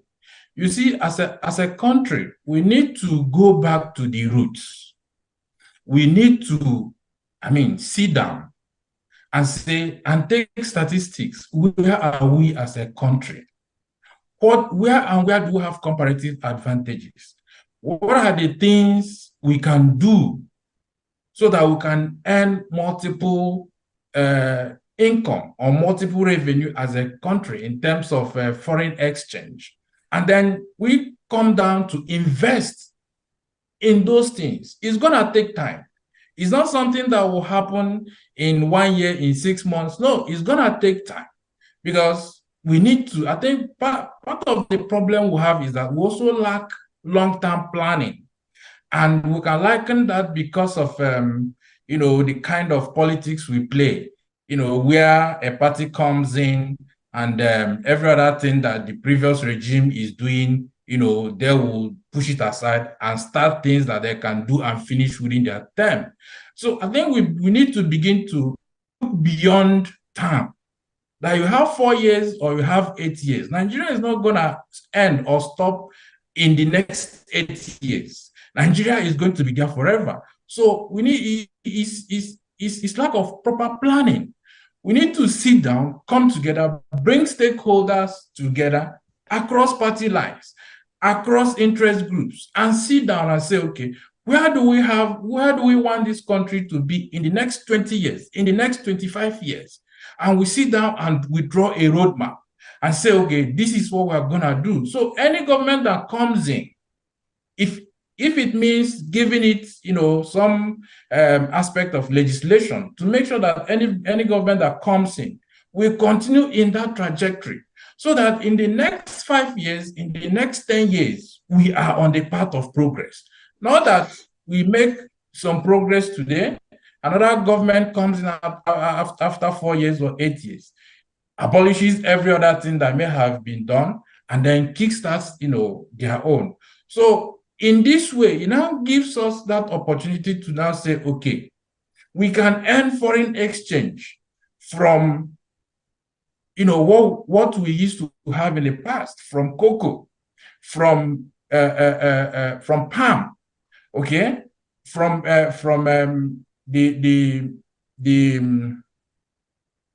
the oil that is what is it called again? The cooking oil that's there's a wide held view that Malaysia came to Nigeria, took away palm fruit, and then Malaysia went back, developed it, and today Malaysia is one of the top countries exporting palm oil and the rest of them. So if we want to diverse our sources of earning exchange, we need to make investments, and these investments are not going to happen overnight. These are things that will take up to 3 years, 5 years before you now begin to reap the fruits of this investment. So in as much as short-term measures are good, but I think we really need to sit down and say, what are those things we need to produce in this country? And we need to add value to, and we need to export and begin to earn foreign exchange. It's only when we have the supply of foreign exchange outweighing the demand for foreign exchange that we can now begin to talk about shoring up the value of Naira and all that. I agree with you that there has to be long-term planning. But in the short term, many Nigerians say that the corruption and the complexities around the foreign exchange policies is making it continuously impossible for us to make the Naira strong. One particular area that I've heard people talk about is that it is only in Nigeria and maybe a few other developing countries that you can go to an aboki or to a bureau de change or to a foreign exchange trader, and you exchange $100,000, $150,000, $200,000, and there's no record, there's no documentation, there is no receipt, there is no identification of the individual that is buying this foreign exchange. Nobody knows what the person is doing with it. Nobody knows whether he just wants to buy it and speculate. And they say that probably because of this, a lot of foreign exchange not needed for everyday trading, exchanges hands and further, putting pressure on the little foreign exchange that is available. And that this is actually the reason why the Naira, no matter what you do, the Naira will never be strong. Do you agree with that? Yes, yes. And to give credence to that, I've had two experiences. One was last year. I was coming back from the United States and we were transiting in Frankfurt. And I needed to make few purchases at the duty-free zone, okay? Then I needed to change US dollar to euro. And when I got to the bureau de change there, where I would change it, they demanded for my international passport, a means of identification, as low as $100.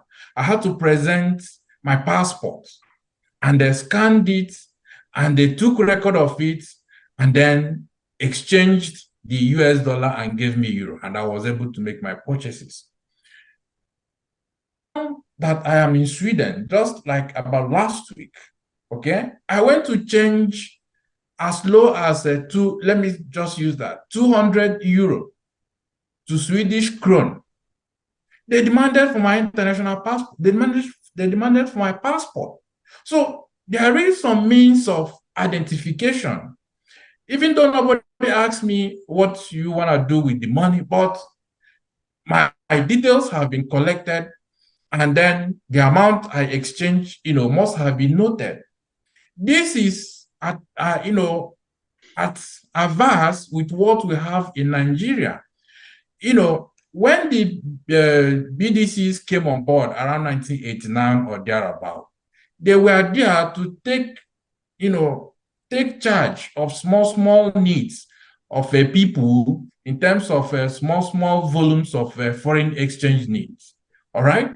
But today, the BDCs are the ones really now, I can bet you that any amount you want, like you have mentioned, $100,000, BDCs can, commune among themselves and provide that amount of money for you.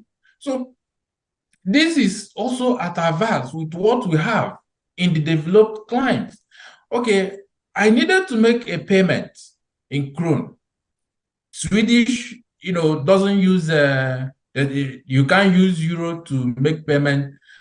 And then I now have to get someone that will help me with that payment. And I told him, okay, make this payment. I will send either euro or US. I'll send either euro or US dollar to you. Then, unknowingly, the guy told me, okay, whichever one I sent, that what he's going to receive is the Swedish krona. I said, really? He said, yes, because nobody is going to give you the euro or the dollar. Now, once you pay that money into your bank account, now what you are going to get is the Swedish krona as an end user. I told myself, I said, this is not what it is in Nigeria. In Nigeria, if someone sends euro or naira to you, you go to the bank will pay out euro or dollar to you. So these are some of the things that I think, by way of legislation, by way of policies, we can begin to bring into our country to see how we help the management of exchange rate. So that if someone pays in US dollar or pays in euro to you, what you get is the naira, and you spend the naira. And I was going to ask you, today in Nigeria, we're almost cashless, especially when it comes to the Naira. Is it not possible for us to be cashless in the use of foreign exchange? What am I saying? That where government does a law, like you can't buy across the counter more than $5,000 or more than $10,000 or more than $2,000, that any other purchases you're going to make has to be made through the cashless process, which makes it possible for, in the documentation in the bank, that a certain Mistilo had exchanged $200,000 today, and he's coming tomorrow again to exchange another $200. Where, for instance, there should be a tracking process to know who is exchanging, because the way it is, one family can exchange 1 million naira, and there will be no documentation. The father exchanges 200 today, another person goes to another place, exchanges, and this money, they'll just take it and open their safe in their house and put the money. Is it not possible for government, as a way of stopping the abuse of this foreign exchange, for amounts bigger than a certain amount must be done through the banking system and not across the counter? If not for anything, to fight corruption. Yeah, all these things are doable and they are possible only if we have the will. Remember, you said that we're almost near cashless in Naira. I don't see that. Okay, before the election, the issue of cashless policy came in. Fantastic idea, brilliant idea by MFLA, all right? But I think the timing was not good, because election was near and all that, Naira redesign policy and all that. I mean, you need a long time period, to implement it and allow the system take care of it, and then it becomes part of the system. Okay. You remember vices, kidnappings, and the rest of them were on the increase before the election. But when the Naira redesign policy came on board, there was a reduction in all those vices, because people no longer see Naira to carry about to go and pay ransom and all that. Now, immediately after the election and immediately after the Supreme Court judgment concerning the usage of both the old and the new notes, all right? We all went back to square one.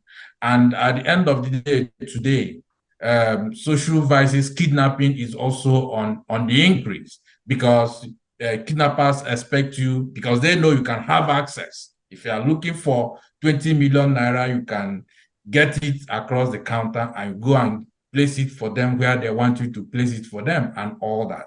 So we are not even practicing cashless policy the way it is used to be, or the way it should be. Now, if we talk about going near cashless when it comes to usage of foreign exchange, that simply means that, perhaps we are now having two currencies at play, or two currencies in use in the same economy. And today, I don't see an economy that has two currencies in use at the same time. Rather, what I see is you have a foreign currency, you change it to the local currency in order for you to do businesses. So I think it's all about systems. What needs to be put in place? But even though it's not official, in Nigeria, we have two currencies. A lot of businesses are done in dollars. If you go to embassies, you pay in dollars. In a lot of organizations, in a lot of transactions, you pay in dollars right here in Nigeria. In some hotels in Nigeria, you pay in dollars. So why are we pretending that we don't have two currencies? That is simply because we allowed it. So government, Why in would your a view, foreign government needs to really do the regulation that government is supposed to do, that the central bank is supposed to do. Exactly. CBN needs to come down with policies and say, look, because when I was applying for the Swedish visa, I had to go with the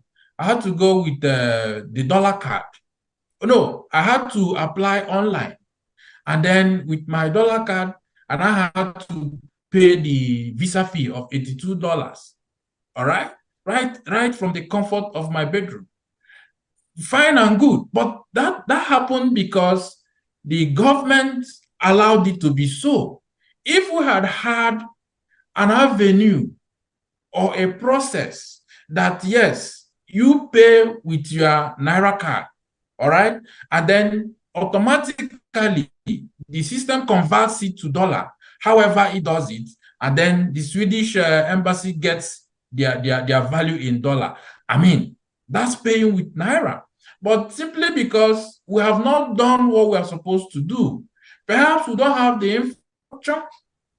Because when you talk about all these things, if you're talking about financial institution stability and all that, there should be infrastructures in place. Dr. David Okelue Ubuntu, I'd like to thank you. Every second, every minute, every day, news is breaking, events occur, and there are new developments. At Signature TV, we follow these stories objectively, bringing all sides without bias, explaining the complex issues, breaking down the numbers, and investigating the issues behind the news. Anywhere and everywhere, near or far, wherever the news is, we will issues, breaking down the numbers and investigating the issues behind the news.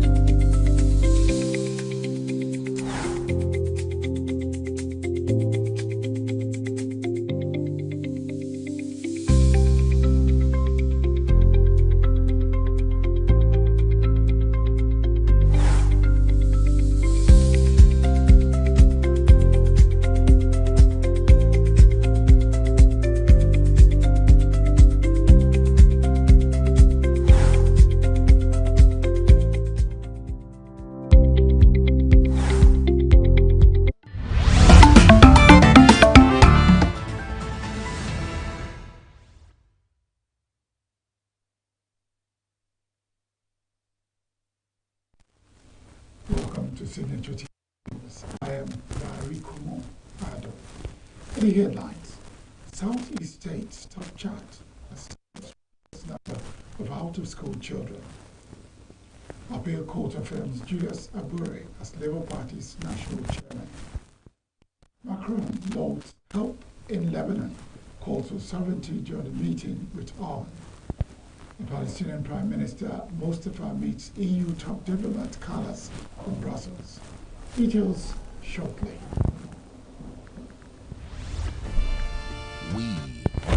political. We are right now with the wife of the man that was Why the main market is in chaos? People. We are national. Those in support of this motion as amended, say aye. Aye. we have taken it through by default. We are international. Israeli airstrikes. Donald Trump left us the worst unemployment.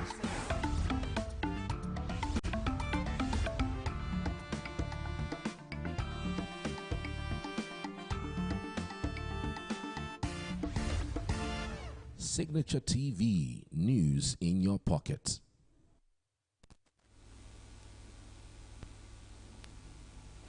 The cable index has ranked Anambra as a state with the lowest number of out-of-school children in Nigeria. According to the ratings, which sampled children between ages 6 to 15, Anambra has 2.9% out-of-school children, putting it on a peak of our annual national index, while Kebbi State recorded 66.7%, a state with the highest number of out-of-school children. Report shows that no Southeast state was among the first 20 states with the highest number of out-of-school children. Ebonyi ranked the 21st state with 16.7% of our children out of school, while ENUGU was placed as 31st state with 7.5% out of school children. Abia State ranked 34th, Imo 36th with 5.5% non-enrollment of children in school, and Anambra the 37th with 2.9%. Anambra Commissioner for Information, Dr. Lem of Law Mefo, reacting to this development, attributed it to sustainable efforts of Governor Chukwuma Soludo's administration in giving all citizens of the state quality education. Only that of happiness and great expectation. I must say we expected it. It is what should be seen as a justified outcome of the investment made in education by this gone down to about 2%. The goal of the Soludo Solution Administration is to pull it to zero outcome. So we expect that in a year or two to come, the result will be even more fascinating. We are going to record the zero. And don't forget, introduce the free education.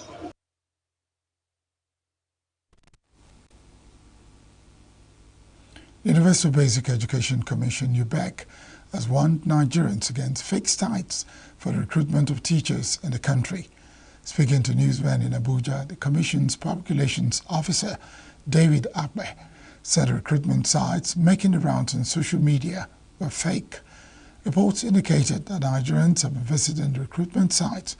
Recall that the former Minister of State for Education, Yusuf Sunono, had earlier said the federal government will recruit 3,500 teachers for its unity colleges. Sunono, who spoke at a two-day National Stakeholders Forum on senior secondary education in Nigeria, said recruitment would improve the country's quality of education. Reacting to the inability to log onto the site, Akwe said such recruitment sites do not emanate from the Commission, as there are no intention to recruit teachers for now. An appeal court has affirmed Julius Abure, the Labour Party LP National Chairman. A notification of the Labour Party's ex-handle and call to the Publicity Secretary of the party, Obiorifo, confirmed the development. The judgment stems from the appeals filed by the Labour Party's caretaker committee, led by Senator Esther Nenadi Usman and the Independent National Electoral Commission, INEC. The latest judgment comes after a federal high court had earlier ruled that Abure is the rightful leader of the party. A ruling on the matter on Friday, a three-member panel of the appellate court, in a judgment delivered by Justice Hama Barka, held that Abure is a recognized national chairman of the Labour Party.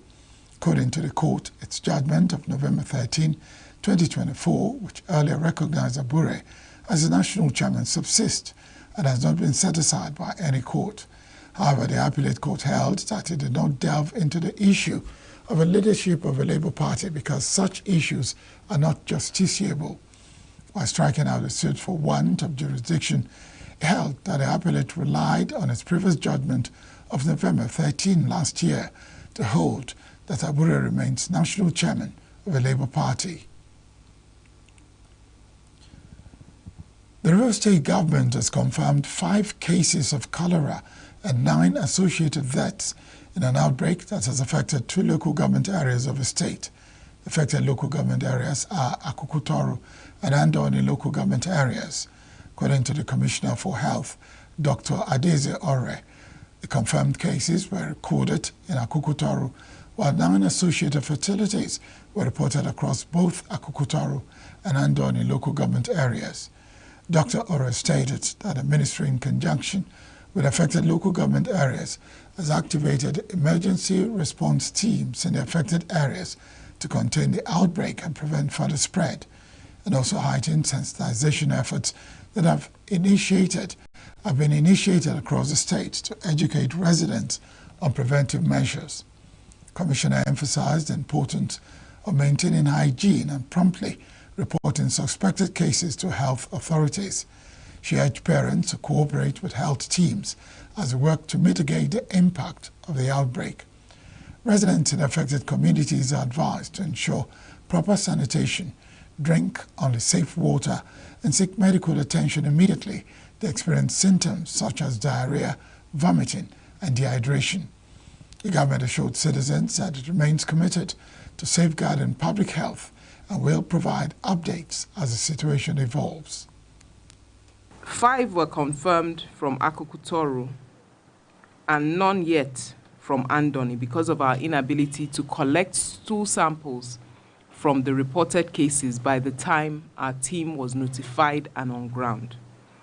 We have also recorded 9 associated deaths, out of which 3 are from Andoni. It was majorly these deaths that were reported and brought to our attention that necessitated the swift response from our Directorate of Public Health and Disease Control. On the 11th of January 2025, the attention of River State Public Health Emergency Operations Center at the River State Ministry of Health was drawn to a signal on 3 deaths within 48 hours in Isiodum community of Andoni local government area. The State Rapid Response Team, led by the Director of Public Health and Disease Control, investigated and commenced actions to contain that outbreak. The River State Ministry of Health, in collaboration with partners and the local government area authorities in Andoni, has activated emergency response measures, and these include strengthened surveillance, enhancing the case detection and reporting across health facilities and communities in Andoni. Rapid response teams, we have deployed trained personnel to affected communities across the state for case management and outbreak containment. The House of Representatives Committee on Science and Technology has charged the National Biotechnology Development Agency, NABDA, to ensure the clear labeling of all products of genetically modified organisms, GMOs, in line with global best practices. Director General of the agency, Professor Abdullahi Mustafa, had in response to a question during the budget defense session with the committee on Thursday attempted to justify GMOs. Because this is what has been talked about on other agencies. But now we are saying that some Nigerians, because I don't believe it's Nigerians that reject that maize, the maize that has been produced and has been planted in, and I will tell you that 98% of the maize that is being produced, and I will tell you that 98% of the maize that is being produced. Awaji Imombek Abiante insisted on the need for clear labeling of such products for Nigerians to make informed decision on what they consume. So you are indirectly poisoning Nigerians who don't want to have that as their first choice. They don't know what you're serving them.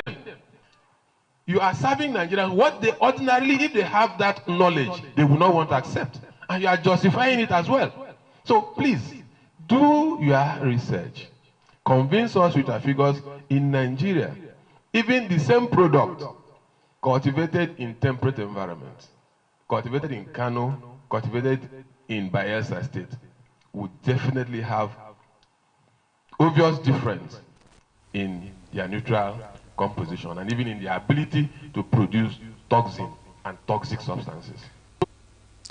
Prior to that, the DG had informed the committee that the agency's proposed budget of 2025 fiscal year was 5.3 billion naira, made up of an overhead cost of 834.4 million naira and a personnel cost of 14.5 million naira.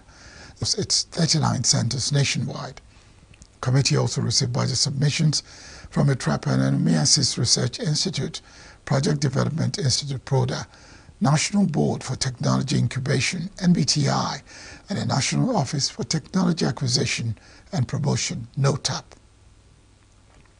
A total of 64.88 billion naira has been proposed by the Federal Roads Maintenance Agency, FEMA, for the 2025 budget appropriation for the maintenance of Nigeria's road sector. FEMA's Director of Information and Public Relations, Mayam Sanusi, in a statement explained that the Minister of State for Works, Muhammadu Bello Goronyo, who is the supervising minister of the agency, revealed this at the opening presentation of a budget defense before the joint session of the Senate and House committees on FEMA. Estimates comprise 4.9 billion naira for personnel cost, 33.468 billion naira for overhead cost, and 26.487 billion naira for capital cost.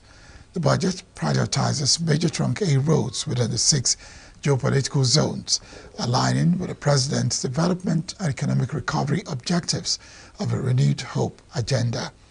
Proposed amount is less than the 77 billion naira proposed for the year 2024. The chairman of the Senate Committee on FEMA, Usani Babangida, on his part, frowned upon the practice of continuously constructing new roads without adequate measures to maintain existing ones. He noted that the allocation for road maintenance is highly inadequate due to the poor conditions of the roads. A National Drug Law Enforcement Agency, NDLEA, ENUGU State Commander of Narcotics, CN, Abel Wadai, has emphasized the need for stakeholder engagement in the fight against drug abuse in Enugu State. Wadai made a call during a one-day workshop on drug abuse prevention for women and youth, where he stressed the importance of collective efforts to tackle the menace. The workshop with the theme, War Against Drug Abuse in Enugu, is part of a broader initiative to address drug abuse and advocate for rehabilitation homes for victims. We have used our war against drug abuse WADA social advocacy initiative to campaign vigorously at the grassroots and create awareness for our people to shun illicit substances. WADA is a sensitization and advocacy initiative that employs the whole of society approach to engage all stakeholders, including the government sectors, institutions, and non-governmental organizations, with emphasis on youth in and out of school, community gatekeepers, including traditional rulers, highlighting the need for federal, state, and local government to collaborate and find effective solutions to eradicate drug usage in the state. So now we're talking about stepping up the youth unemployment. The government needs to engage the youth in all aspects of life, both socially, mentally, religiously, and otherwise. By giving them, engaging them. What do you need? Bring out people that speak and they listen. If you want to use musicians to enter them and to get into them, use musicians. If you want to use people that own money or has money, use them. Whatever, or actors and actresses. You can penetrate the youth so that we can engage them. Every society is expanding. We have to find a way to contain our population. Not by letting them waste by drug abuse or neglect or drug dependence. The Nigeria Police Force on Friday said its operatives had arrested 2 suspects for running an illegal weapons manufacturing factory in the Se Akamabe area of Kwande local government area, Benue State. Police also announced the arrest of 2 suspects for murders in Kebbi State. ACP Olumoyiwa Adejobi, Force Public Relations Officer, stated this in Abuja. Adejobi also announced that police operatives attached to the Delta State Command raided an apartment belonging to a notorious Eye confraternity member named Prosper Akene. Police spokesman said that security operatives recovered guns and 25 rounds of ammunition from Akene. 32 was also alleged to be the hitman for the cult group. Adejobi said that the suspect confessed the guns recovered belonged to his cult group and that it was in custody of them as a #1 man in the group. Still to come, Dangote Refinery raises petrol price to 955 naira per litre as oil hits $82 per barrel. Adeleke imposes fresh curfew on Ifon in Lobo communities. Stay with us. Every second, every minute, every day, news is breaking, events occur, and there are new developments. At Signature TV, we follow these stories objectively, bringing all sides without bias, explaining the complex issues, breaking down the numbers, and investigating the issues behind the news. Anywhere and everywhere, near or far, wherever the news is, we will be there. Signature TV. News in your pocket.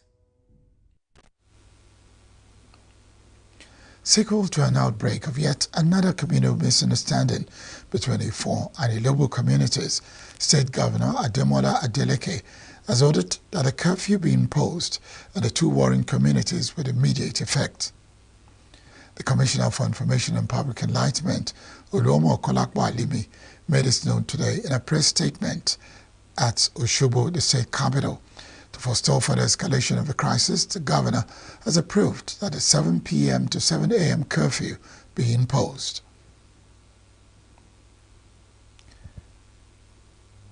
The Lagos State House of Assembly has named 4 new principal officers following the impeachment of a former Speaker, Mudashiru Obasa, on Monday.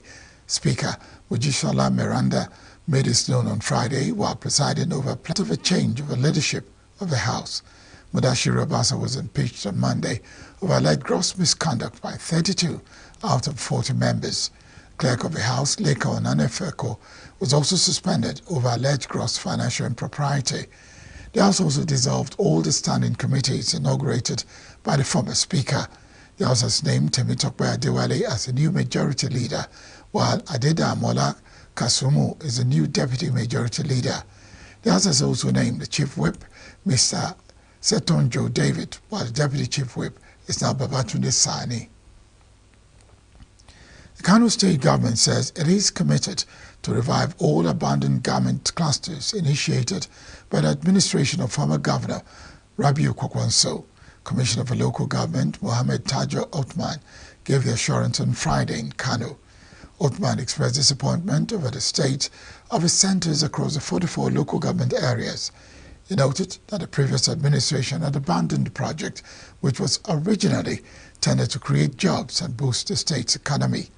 Said that the present administration was determined to revitalize all garment industries across the 44 local government areas in the state. Commission explained that the goal of the project was to provide jobs for the youth of Kano and stimulate economic growth. Malam Isiaka Dauda, district head, Bazin Ward, Buhari Local Area Council of the FCT, has pleaded with the FCT administration to provide access road to Kuibuyi community and its environs to make life meaningful for residents. Dauda, who made a plea in Abuja on Friday in an interview, urged the Minister of FCT, Nyesom Wike, to extend its road projects to the remote areas.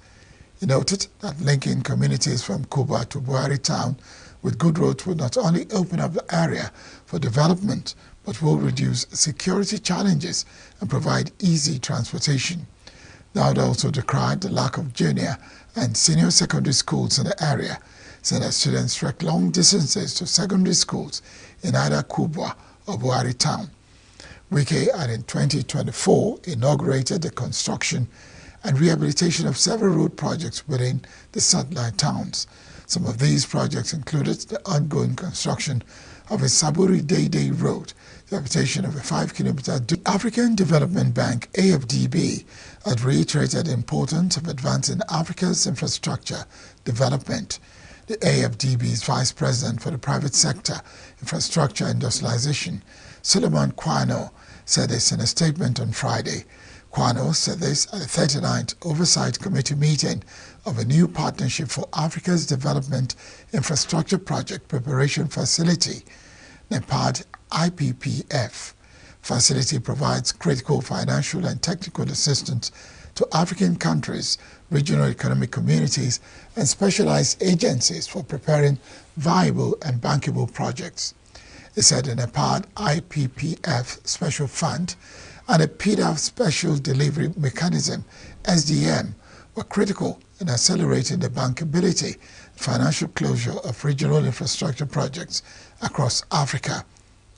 Michael Andres, Principal Project Manager at German Development Bank, KfW, and Chair of the Oversight Committee, emphasized the importance of maintaining synergies among various infrastructure initiatives and stakeholders across Africa. Maria Ledosa, Deputy Head of Division in Spain's Ministry of Economy and Competitiveness, acknowledged the challenging operational environment. She encouraged the NEPAD IPPF team to enhance efficiency and effectiveness in project execution through improved tools, indicators, and measures for stakeholder decision-making. The meeting covered several key topics, including NEPAD IPPF Special Fund 2024 Media Report and Technical Assistance Fund activities. The World Bank has projected 3.6% average economic growth for the Nigerian economy between 2025 and 2026 for the ongoing reforms by the federal government. The Global Bank stated this in its report, Global Economic Prospects, January 2025, published on Thursday, added that recent reforms by the federal government helped to boost business confidence. Profound among the economic reforms by the federal government has been the removal of fuel subsidies and controversial tax bills. According to the OPEC MOMR for December 2024, country's production, including condensates, rose by 11% from 1.33 million barrels in October to 1.486 million in November 2024. The analysis puts a daily increase to 152,000 barrels a day and about 1 million barrels increase between October and November last year. Cumulatively, oil output in December 2024 was 51.69 million barrels, a marginal increase of 1.9% when compared to 50.71 million barrels produced in November 2024. Dangote Petroleum Refinery has announced an upward review of its premium motor spirit PMS prices, commonly referred to as petrol, in response to escalating global crude oil prices.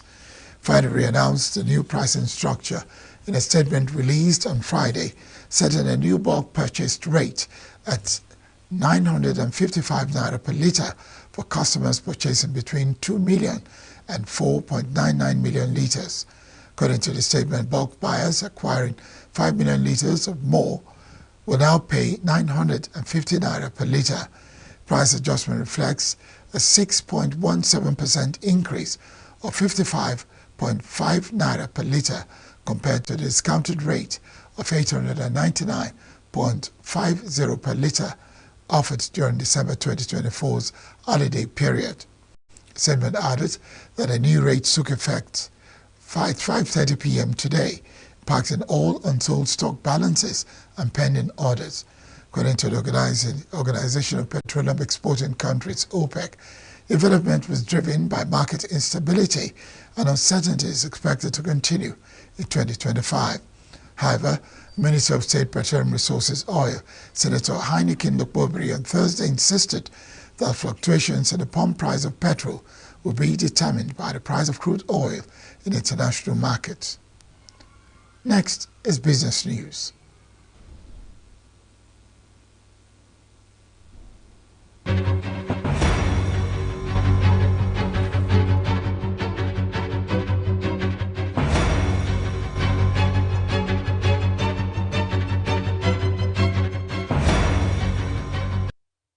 Nigeria's inflation rate climbed to 34.80% in December 2024, surpassing the Central Bank of Nigeria's CBN target of 21.40%. The National Bureau of Statistics reported a 2.44% month-on-month rise, up from 34.60% in November. The inflation was driven largely by core pressures, with transport costs seeing a notable increase despite lower PMS prices, according to a macroeconomic update by Cardinal Stone. The reduction in fuel costs due to lower crude prices was offset by a surge in transportation demand during the holiday season, causing higher costs for interstate travel and ride-hailing services. Additionally, rising prices for cooking gas and electricity for higher-paying customers further contributed to the inflationary spike.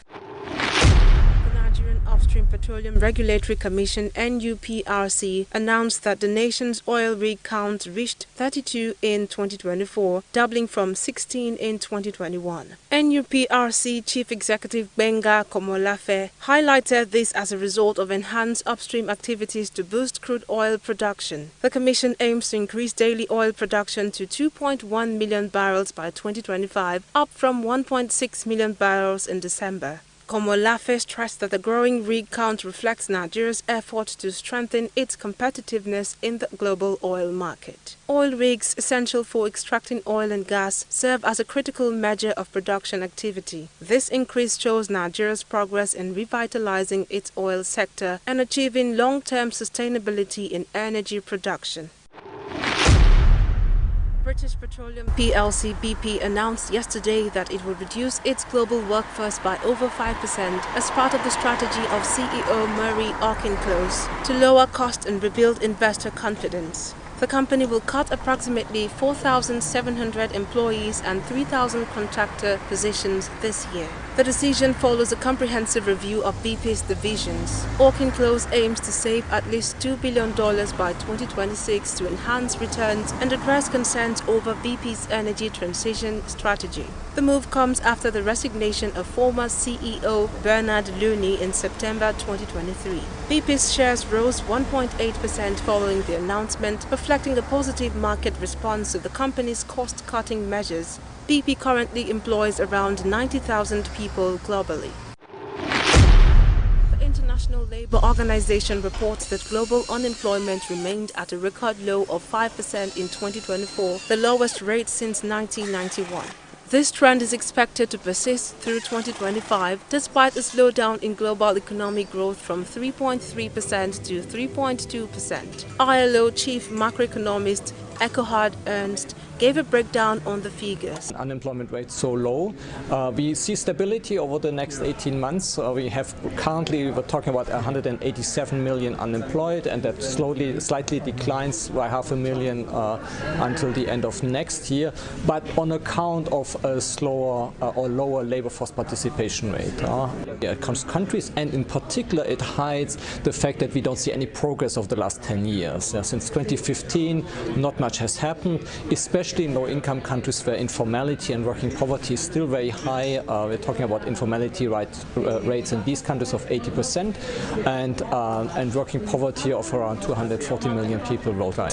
He also added that unemployment may drop further to 4.9% by 2026 as young people face a much higher rate of 12.6%. Disparities persist, with South Africa's unemployment rate exceeding 30%, even as some European nations see improvements. The ILO recommends boosting job creation through education investment and leveraging migrants' remittances to support development in poorer countries.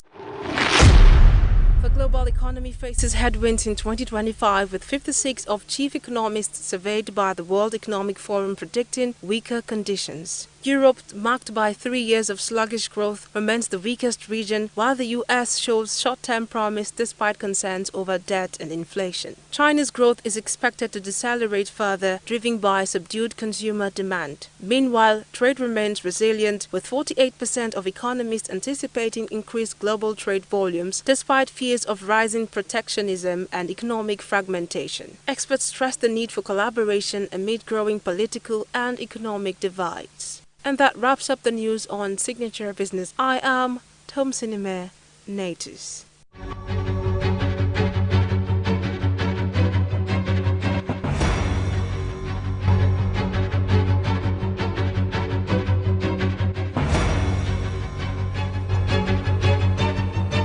Still to come, Gazans queue at soup kitchen as they await ceasefire.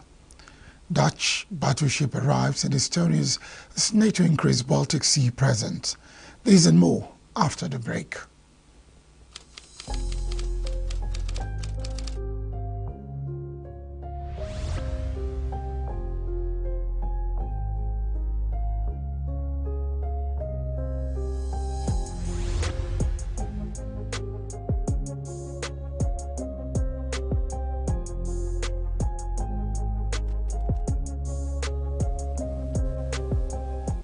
French President Emmanuel Macron arrived in Lebanon on Friday to help speed up the formation of a government that can quickly implement reforms and open the door to reconstruction following last year's war between Israel and Hezbollah.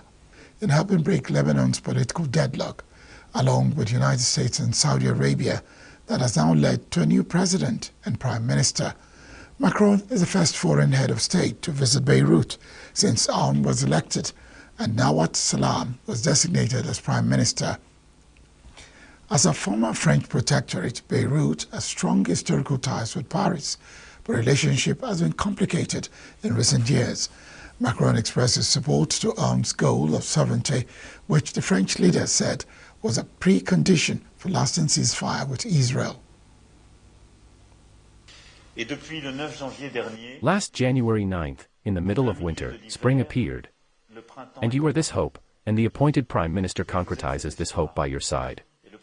Mr. President, France, which has been by the side of dear Lebanon during these hard years when flowers were few, will be even more committed by your side, by the side of the Lebanese people to help you succeed on this path.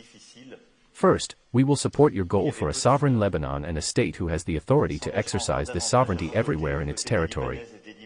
I believe this is the first goal that you are promoting, and it is essential. This is a precondition for keeping Lebanon away from interference and various aggressions, at a time when the region is experiencing enormous shakeups. This is also a precondition for making the ceasefire concluded with Israel last. Results have been obtained, a first Israeli withdrawal in the west, but it should speed up and be ensured to last, and we need a total withdrawal of Israeli forces and a total monopoly on arms of the Lebanese army. This is why we support, let me say this firmly, the ramping up of the Lebanese army and their deployment in the south of the country. The Lebanese military forces constitute a pillar of Lebanon's sovereignty, an indispensable actor to make sure the ceasefire is respected, and so we should continue speeding up the recruitment, consolidate international support in terms of equipment, training, and financial support. It may take a long time to talk about what our country needs now in politics, economy, security and various fields, but today, in the name of my people and in my own name, I hope from you, Mr. President, only one thing, that you testify to the whole world that the confidence of the Lebanese in their country and state has returned, and that the world's confidence in Lebanon must return completely because the true, authentic Lebanon has returned. As for everything else, we, you and our friends in the world are capable of it. Mr. President, the French writer Jean Genet once said about us that Lebanon is a country where we learn how to live and especially how to die. Today I tell you that we have completed the second part of this education fully and there is no turning back. From now on, we are seekers of a life with no death in it. Lebanon's armed forces aim to strengthen across the country and take control of the country's south as part of a 60-day truce plan that should see Israeli troops withdraw by the end of January. A World Health Organization official said on Friday that it should be possible to scale up aid imports into Gaza massively to around 600 trucks a day under the terms of a ceasefire deal. The aid surge requires more than a tenfold daily increase in lorries from a daily average of 51 that UN data shows entered the enclave in early January.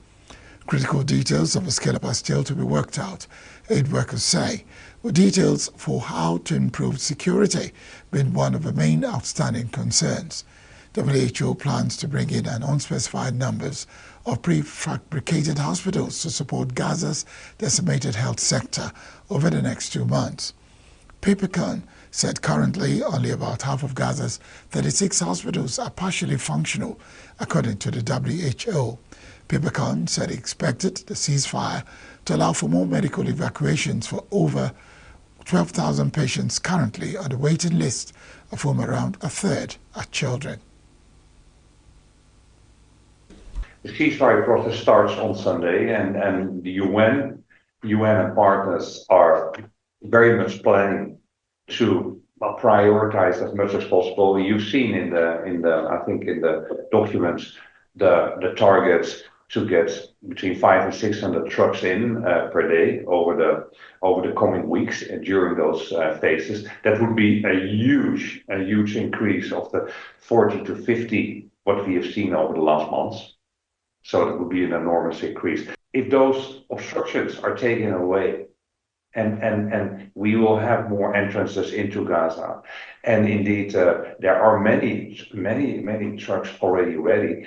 I mean, again, I say no one will know if straight away will be 600, but I think the possibility is very much there that this can be built up very rapidly. The ceasefire process starts on Sunday. Speaking at the same briefing, UNICEF lack of aid entering the Gaza Strip.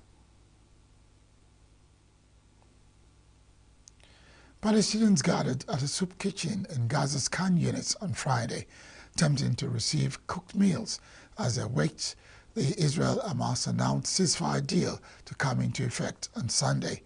Young children stood among the crowds, with many struggling to get their hands an empty pot on a hot meal. Ceasefire accord emerged on Wednesday after mediation by Qatar, Egypt and the United States. The deal includes the release of hostages and Palestinian prisoners, as well as a gradual withdrawal of Israeli troops from Gaza. If successful, the ceasefire would hold fighting between Hamas and Israeli forces that has raised much of a heavily urbanized Gaza, killed more than 46,000 people, and displaced most of the enclave's pre-war population of 2.3 million several times over, according to local authorities. It also paves the way for a surge in humanitarian aid for the coastal strip, where the majority of the population has been displaced and faces hunger, sickness and cold. Palestinian Prime Minister Mohammed Mustafa on Friday met with EU Foreign Policy Chief Kaja Kallas in Brussels after a ceasefire and hostage release deal was announced to bring an end to 15 months of war between Israel and Hamas. The complex ceasefire accord emerged on Wednesday after mediation by Qatar, Egypt and the US to stop the war that has devastated the coastal territory and inflamed the Middle East.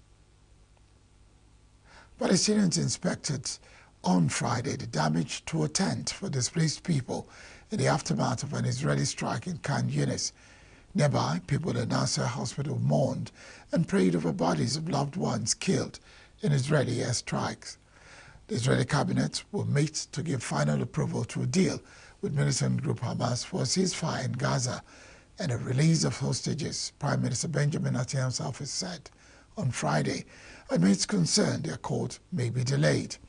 In Gaza itself, Israeli warplanes kept up intense strikes, and Palestinian authorities said late on Thursday that at least 86 people were killed in the day after the truce was announced.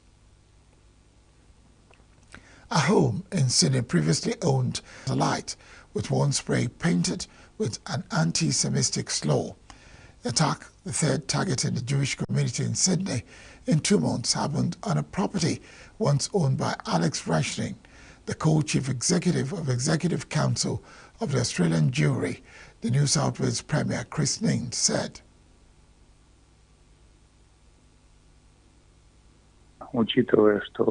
Given that Britain is a NATO country, the advancement of its military infrastructure towards our borders is certainly a rather disturbing element. In any case, it will be necessary to further analyze what will happen. Negatively, this is truly an internal sea of Russia, and there can hardly be any talk of cooperation between Ukraine and Great Britain there, in the Sea of Azov. Rise in anti-Semitic and Islamophobic incidents since Israel retaliated against an attack by militant Palestinian group Hamas on October 7, 2023, with an assault on Gaza that has left tens of thousands of people dead. The Kremlin said on Friday that it will study the details of Ukraine's new 100-year agreement with the United Kingdom. Kremlin spokesman Dmitry Peskov called the idea of British military bases in Ukraine worrying and said that Moscow views negatively the prospect of British cooperation with Ukraine in the Sea of Azov, calling it Russia's internal sea. Given that further analyze what will happen. Negatively, this is truly an internal sea of Russia, and there can hardly be any talk of cooperation between Ukraine and Great Britain there, in the Sea of Azov. British Prime Minister Keir Starmer pledged on Thursday to work with Ukraine and allies to offer Kiev security guarantees if a ceasefire is negotiated with Russia, and offering more support through a 100-year partnership deal. Russian President Vladimir Putin and his Iranian counterpart Masoud Pezeshkian held talks in Moscow on Friday ahead of the signing of a strategic partnership treaty involving closer defense cooperation that is likely to worry the West. Putin greeted Pezeshkian in a grand Kremlin room as they sat down at an honored table flanked by the two countries' flags. Iranian President Masoud Pezeshkian told Putin he believed the two countries could finalize agreement on further construction work at the site of a nuclear power plant in Iran. Russia built Iran's first nuclear power plant at Bushehr that became operational in 2013 and signed a contract the following year to build 2 more nuclear reactors. Moscow has cultivated closer ties with Iran and other countries hostile towards the U.S., such as North Korea, since the start of the Ukraine war, and already has strategic pacts with Pyongyang and a close ally Belarus, as well as strategic partnership agreement with China. 20-year Russia and Iran agreement is also expected to include a mutual defense clause of a kind sealed with Minsk and Pyongyang, but is still likely to concern the West, which sees both countries as maligned influences on the world stage. Pezeshkian's visit to Moscow also comes at a time when Iranian influence across the Middle East is in retreat after Islamic rebels seized power in Syria, expelling ally Bashar al-Assad, and after Iran-backed Hamas has been pounded by Israel, Palestinian territory, Gaza. Pezeshkian, who held talks with Russian Prime Minister Mikhail Mishustin before meeting Putin, is accompanied to Moscow by his oil minister, and Western sanctions on the sector and the subject of how to circumvent them are likely to be discussed. A Russian missile attack killed at least 4 people and damaged an educational facility in the city of Kyiv, in southern central Ukraine on Friday, the regional governor said. At least 5 others are hurt, and 3 of them were in a serious condition in hospital. Serhiy Lysak, the governor of the Dnipropetrovsk region, said. Lysak shared a video showing damaged buildings and debris shattered on the ground. 2 5-story buildings were damaged and 1 caught fire, he said. Several explosions reverberated through the city, witnesses said on social media, after Ukraine's Air Force warned of the threat of a ballistic missile attack from Russia-occupied Crimea. Russia, which began its full-scale invasion of Ukraine almost 3 years ago, did not immediately comment on the reports from Kyiv, the hometown of Ukrainian President Volodymyr Zelensky. A Dutch frigate arrived in Tallinn on Friday as NATO increases its presence in the Baltic Sea to help protect critical undersea infrastructure. Trump is supporting the action announced by NATO on Tuesday, named Baltic Sentry, which will see frigates, patrol aircraft, and naval drones deployed in the area. Baltic Sentry was announced following a string of incidents in which power cables, telecom links and gas pipelines have been damaged in the wake of Russia's invasion of Ukraine in February 2022. Finnish police last month seized a tanker carrying Russian oil and said they suspected the vessel had damaged the Finnish Eastlink 2 power line and 4 telecoms cables by dragging its anchor across the seabed. Standing NATO Maritime Group 1 is in the area at the moment to support the new NATO Operation Baltic Sentry. As you know, not too long ago we had a bit of an issue in these waters with critical undersea infrastructure. It is perceived there is a threat to that critical underwater infrastructure, and we're here to help. Within NATO, there's not only this ship, there are 2 task groups. We've got aircraft up there. We're very connected with all the maritime operations center in the area. And with this network, we aim to make sure that we know what's happening at sea. It all starts with awareness, and once you're aware of what is happening, you're able to interfere if anything is happening that's not supposed to happen. Administration on Prime Minister Viktor Orban's cabinet chief, Anton Roggen, was in charge of the Secret Service, have only strengthened his position, Orban told State Radio on Friday. Orban defended his key aide in first remarks on the matter since the U.S. imposed sanctions on Roggen for alleged corruption earlier this month. Orban's cabinet office has dismissed the U.S. move as a last petty revenge of the outgoing American ambassador. A nationalist premier, a longtime supporter of President-elect Donald Trump, has said he envisages a golden era for U.S.-Hungarian relations under Trump's presidency, facing strong headwinds at home from a surging new opposition party and a struggling economy ahead of 2026 elections. Orban pledged to double down on what he called foreign networks threatening Hungarian sovereignty. Orban has been taking repeated aim at Hungarian-born U.S. financier George Soros and his liberal views, says his foreign policy goal this year will be to squeeze out the Soros empire from Europe and, first of all, Hungary. The last little story of this poor relations between Hungary and US under outgoing President Biden is that one of the ministers of the government, Anton Roggen, was put on a sanctions list, which strengthened the minister's position in Hungarian politics and the Hungarian government to an unprecedented extent, because all I can read from this is that he is doing his job well. He is the minister responsible for the national security services, the #1 guardian of Hungarian national sovereignty, and if a great power is punishing him, that means that he is doing his job well. Everything will change. Today is Friday, but from Monday, the inauguration will take place on Monday, so let's say from Tuesday morning, the next day, a new sun will rise above the Western world. 4 years of a democratic administration filled with bitter, difficult, and painful mistakes will come to an end. The beginning of it all started badly. After all, they took the presidency away from Donald Trump by fraud, so in 2020, if they didn't cheat, which is unprecedented in a Western democracy, or at least it should be, then Donald Trump would have remained president, and then there would be no Ukraine-Russia war, to point out just one important difference. The policies of the American Democrats will be continued in Brussels, and that is contrary to the interests of both the European people and the Hungarian people.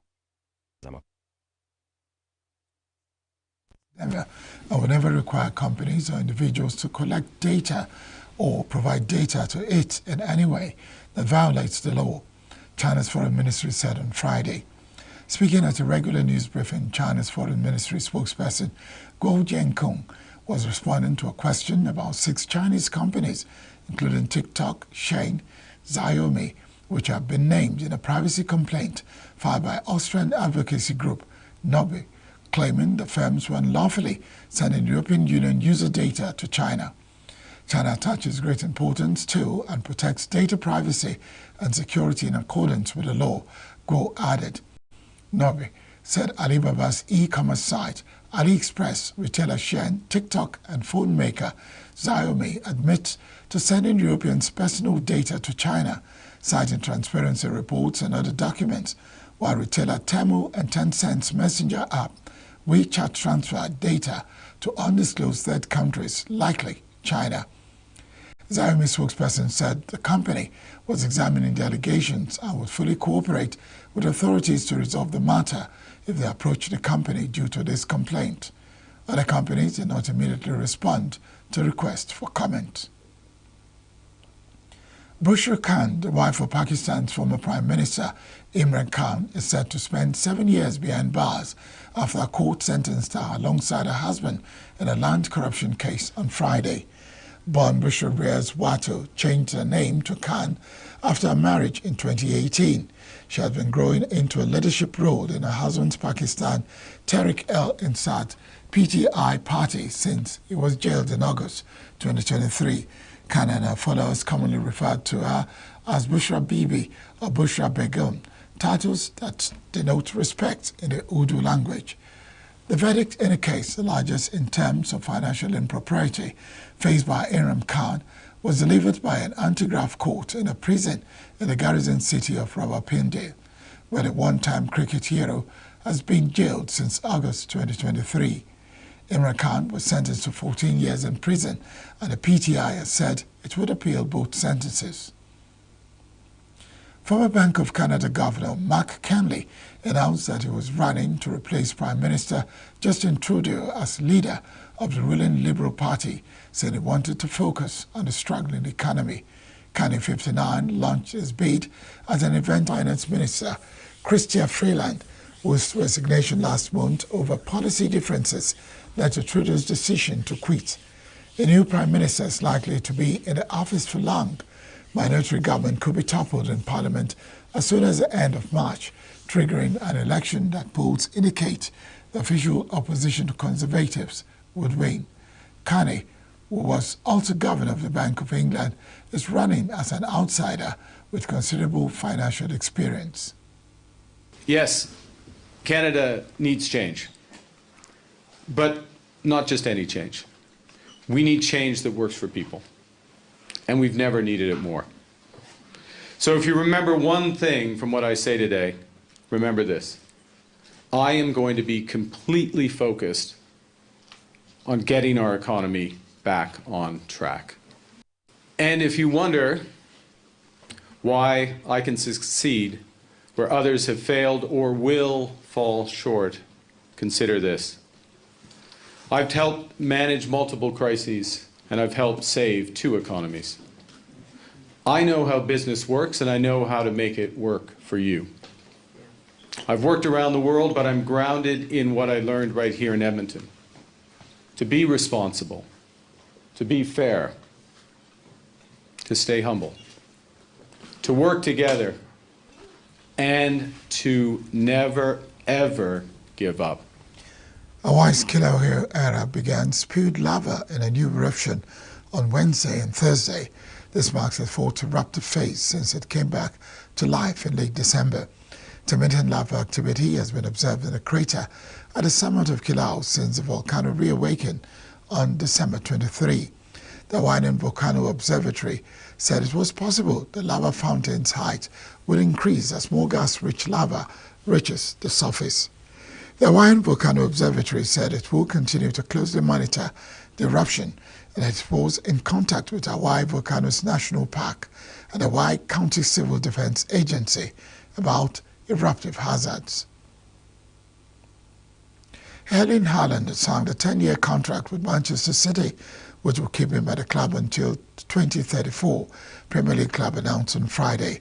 Haaland's contract was set to expire in June 2027, but the 24-year-old winner of the league's Golden Boot for most goals scored in the last 2 seasons could be set to stay at the club until the age of 34.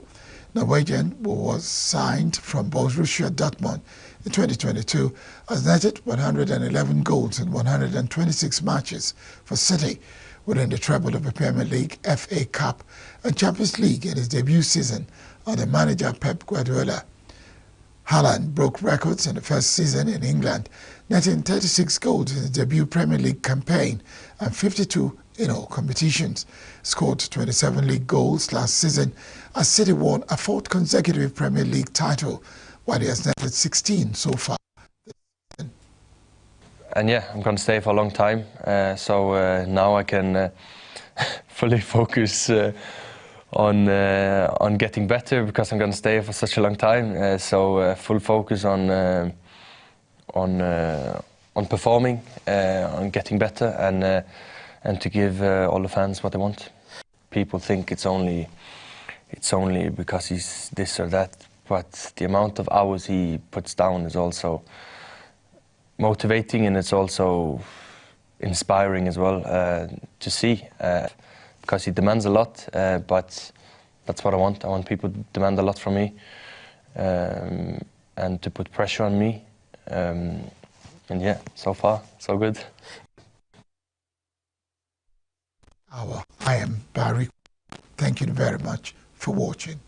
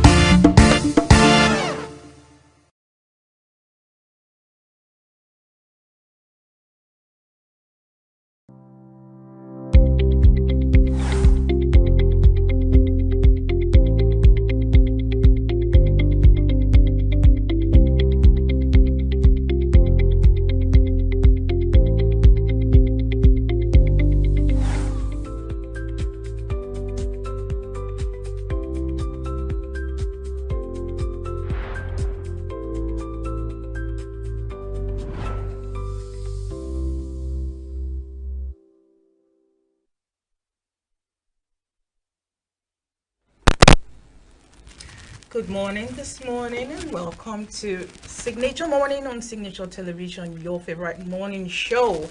Today's Friday, the 10th of January 2025, and my name is Chigi Chagoram. With me on the show is Charles Pius. Good morning. Good morning to you. Good morning. I mean, it's 10 days already in the brand new year, so that means we're counting some more days. I think if it is 52 weeks that we're counting in the year, we're counting now 50 weeks plus few days. Yeah, time waits for so, no man.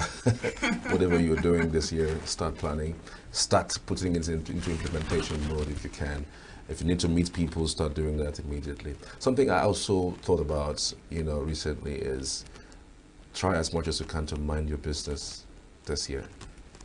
A whole lot of persons meddle into people's business that really doesn't concern them. So this year, try as much as you can to mind your own business. Do not project your personal belief, your personal conviction on people's lives. Okay, so now you're sounding like Socrates. However, I would like to put a little twist to it.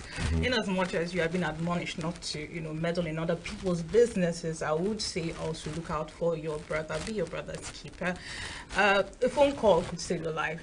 Someone coming to, respond, be a first responder could save your life. So in as much as you're being told to mind your business, look out for your brother.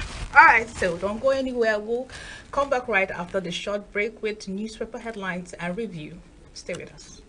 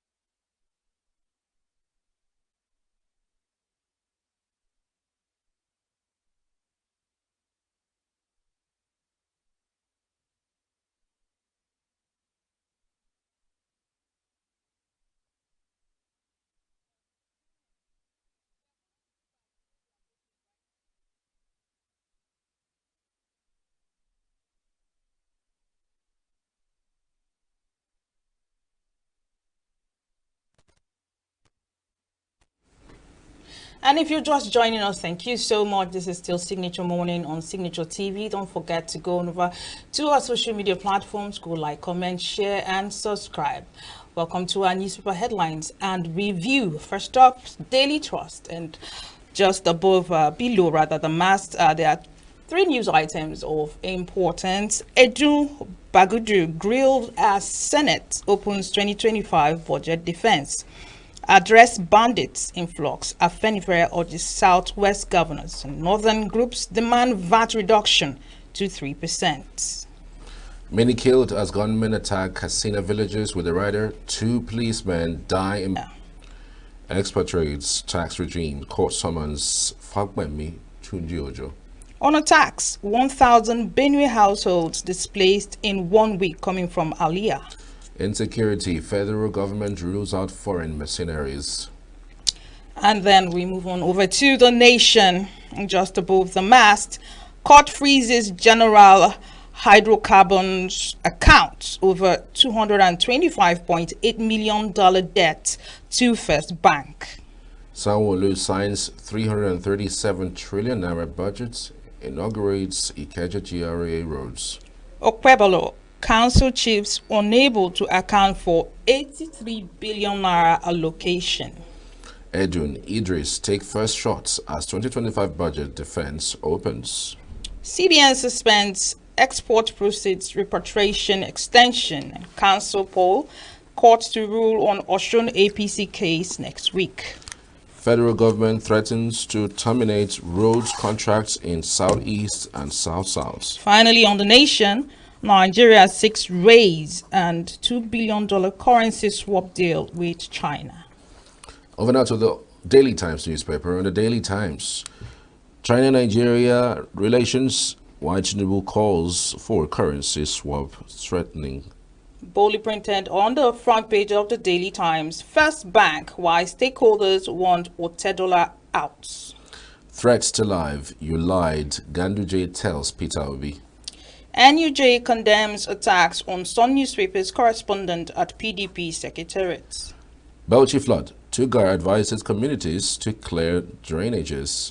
And finally, on the Daily Times, NOA raises alarm over emerging human metapneumovirus. On the Blueprint newspaper this morning, above the mast, court summons Interior Minister AGF over proposed expatriates tax regime. 19 terrorists killed as Boko Haram attacks Chad's presidential palace. Tinubu seeks increase in $2 billion China-Nigeria currency swap, with the rider says $50 billion pledged to Africa's infrastructure inadequate. Nigeria will domesticate reduction of military equipment, says Minister. We won't tolerate foreign interference in Africa, says China. On the foreign scene, British pound sterling falls to one-year low amidst fiscal and inflation concerns. My performance will speak for me, Governor Yusuf tells Ganduje. And NAS tackles ministers, MDAs at 2025 budget defense with a rider NOA-NAN to represent budgetary proposals. 2025, Nigerians want federal government to prioritize agri, economy, and security. Next up, the Nigerian Tribune. On tax reform bills, northern stakeholders demand VAT reduction to 3%, with rider that says call for relocation of corporate headquarters of banks, telecom companies to Abuja. This can be found on page 4 of the Nigerian Tribune. Federal government rejects foreign mercenaries in tackling insecurity. That's on the Nigerian Tribune. Fuel subsidy proceeds. Finance Minister demands closed-door meeting with lawmakers on page 4. And over 120 million workers globally are at risk of redundancy coming from World Economic Forum on page 6. And Human Rights Community names Oyebanji 2024 Governor of the Year on page 12 of the Nigerian Tribune. Oyo makes move to choose new Alafin. Commissioner summons local government chairman and kingmakers. And finally, on the Nigerian Tribune, federal government rejects foreign mercenaries in tackling security and seeks partnership with China for military equipment productions. On the Nigerian Guardian newspaper this morning, we have some interesting headlines. Lagos lowers FAC expectations, targets 2.3 trillion naira IGR. And on the Guardian front page, pediatric nutrition, health concerns over affordability, safety, and quality of infant meals. Insecurity.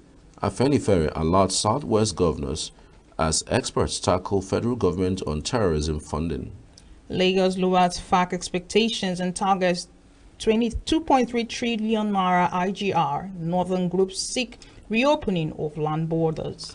Court summons Minister AGF over expatriate levy implementation. Boundary. Federal government sues for peace at Abia Cross River renew hostilities. Senate erupts as Edun seeks executive session on fuel subsidy proceeds.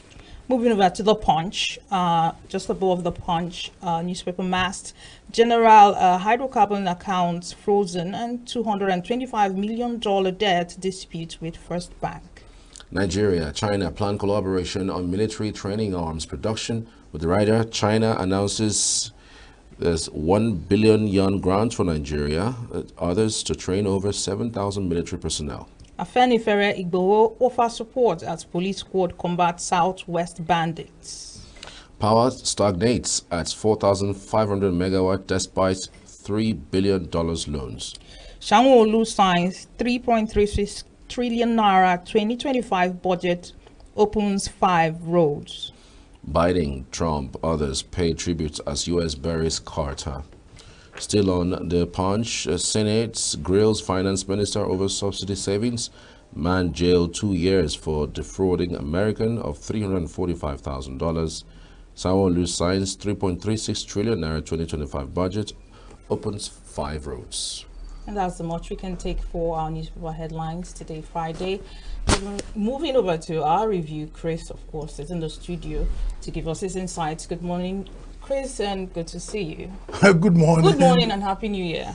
Same to you. I think we've not seen for the... No, we've not. It took about 2 weeks to see you. You are very scarce. Good morning, Charles. Good morning. Good morning. And good morning, the world. All we are right, here Chris. again, yeah. So what are the main issues that actually tickled your curiosity and, you know? Well, in the nation, Pebolo is saying that billions of how much he said are not be accounted for. Yes. And that brings us to the mind that why is he still fighting people who should account for the money? This money he's talking about that the council people who didn't account for. Sorry.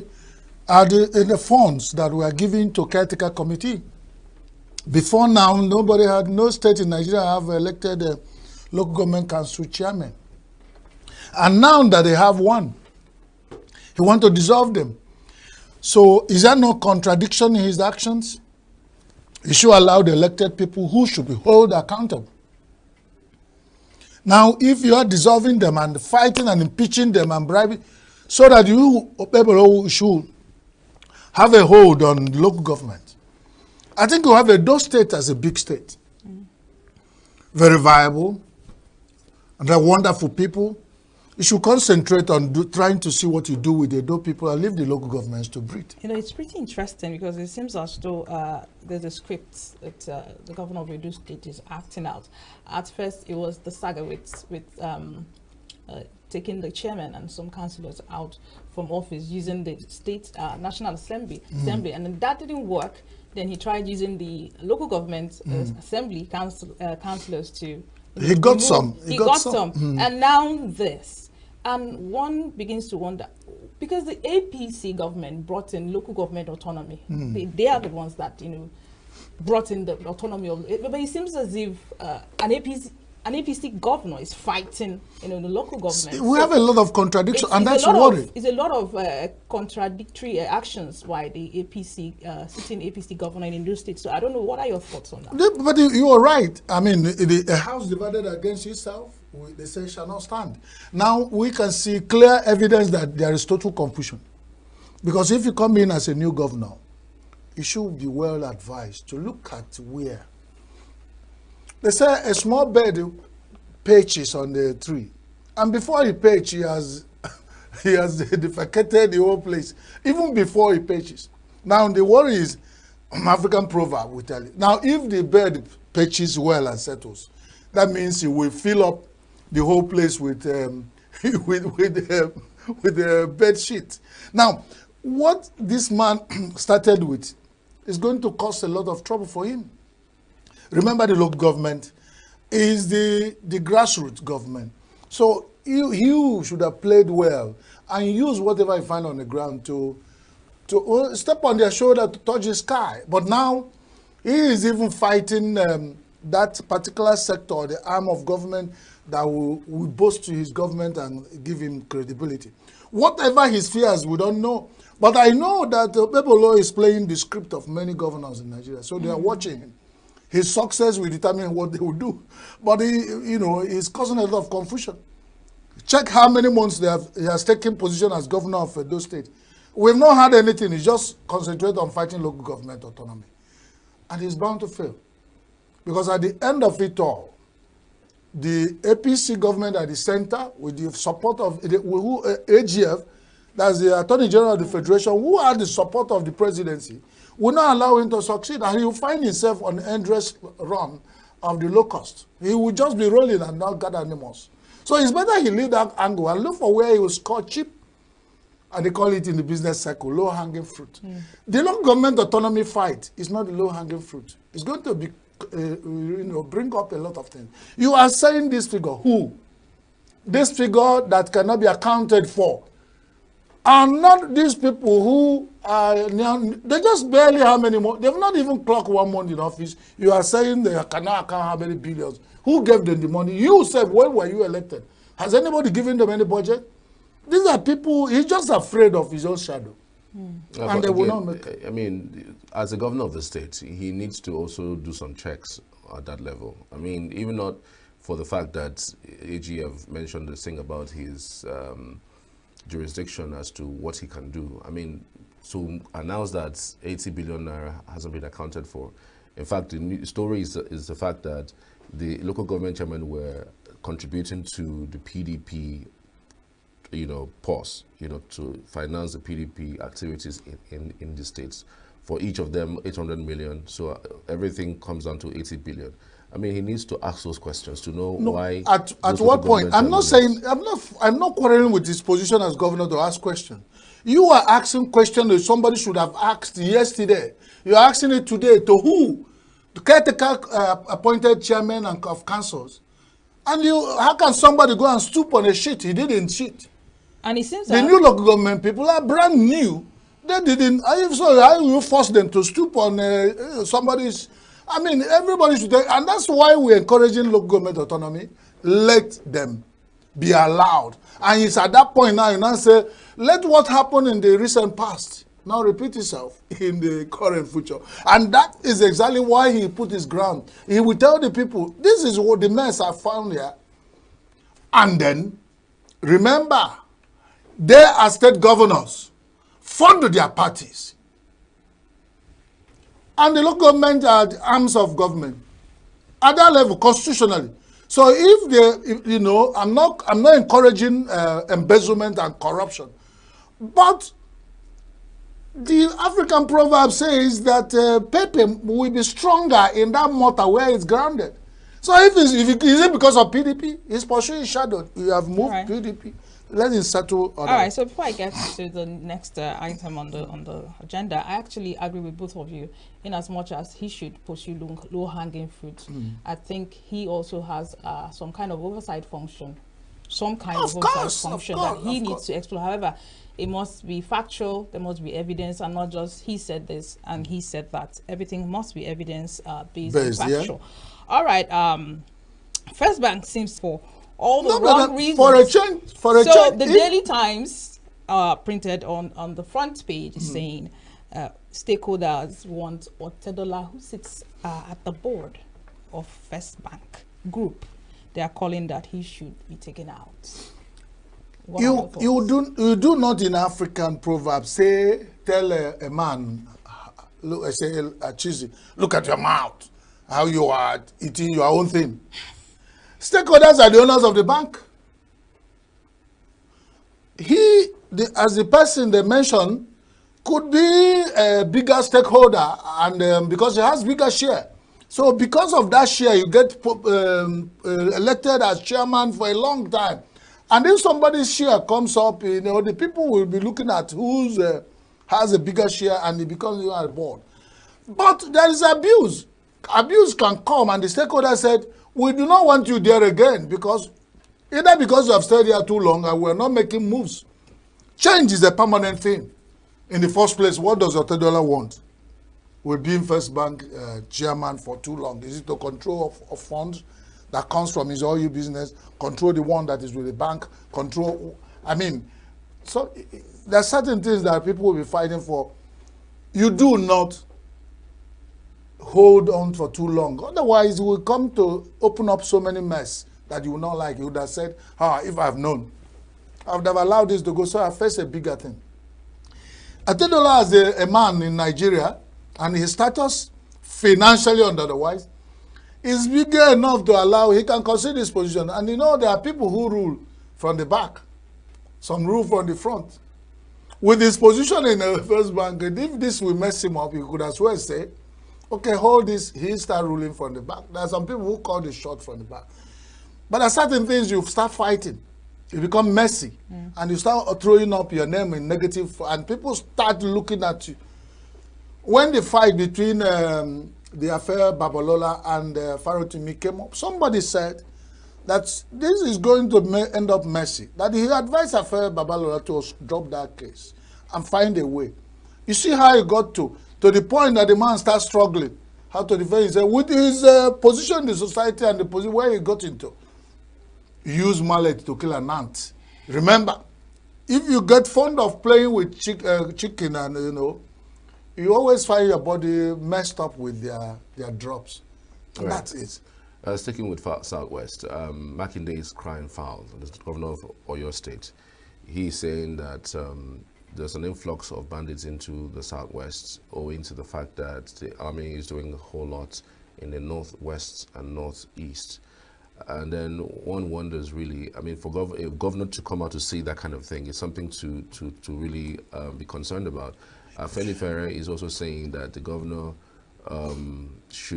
governor's words should not be taken lightly, and called for a meeting with stakeholders in the region to make sure that something is done urgently. But I mean, if there's an influx of bandits owing to the fact that the military is doing a whole lot in the Northwest and Northeast, I'm sure that the Southwest is not only the place that, you know, these bandits will be headed towards. No noise about what's going on in the Southeast. No governor is saying anything in the Southeast. What's And my take on it is that they remember the Southwest people have always made effort. They're always taking the lead when it comes to defending themselves when it's insecurity. When the Southeast people started with their Bagu and all, it was too messy. It was not. We see how it became a doldrum, you know, fell into doldrum. But the Amotekun has been very active. All the governors came together to launch Amotekun, and they took it to a point that Southwest became a little, you know, considerably safe. And now if a governor is crying that there is influx, and he gave reason for that, a lot of other people, that's what happened in Nigeria. And I wonder that our insincerity, and I see Nigeria and keep wondering at our insincerity as a group of people. We see something spoiling, but they were looking at who will say it. When he says it now, I want to know whether it's a PDP or APC. And people are dying. And people are dying both by the people of Southwest. If we detail touch the Southeast, we are finished. Because you know the level we are in Southeast insecurity. And you can't hear our governors. Because of their, I don't know, party affiliations, they let their people die. And they're not saying anything. Only somebody noticed influx and shouting already. What? The people have already in flux. There's a visual, a WhatsApp or a visual message that's going around of the experience of kidnapped people and what the people they kidnap were telling them. You don't think about that and you give people. You will now start finding that, wow, so we have gotten to this level. And nobody is talking. All we find them is pursuing money, taxing the people to death for second return. But I wonder when they come back for second tenure, most of them, who they're going to find.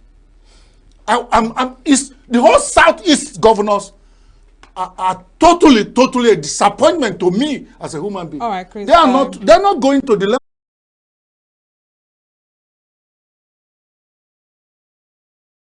level that has scattered them. Only once in a while you find them meet. But I remember when there was a time they were meeting so regularly, discussing issues.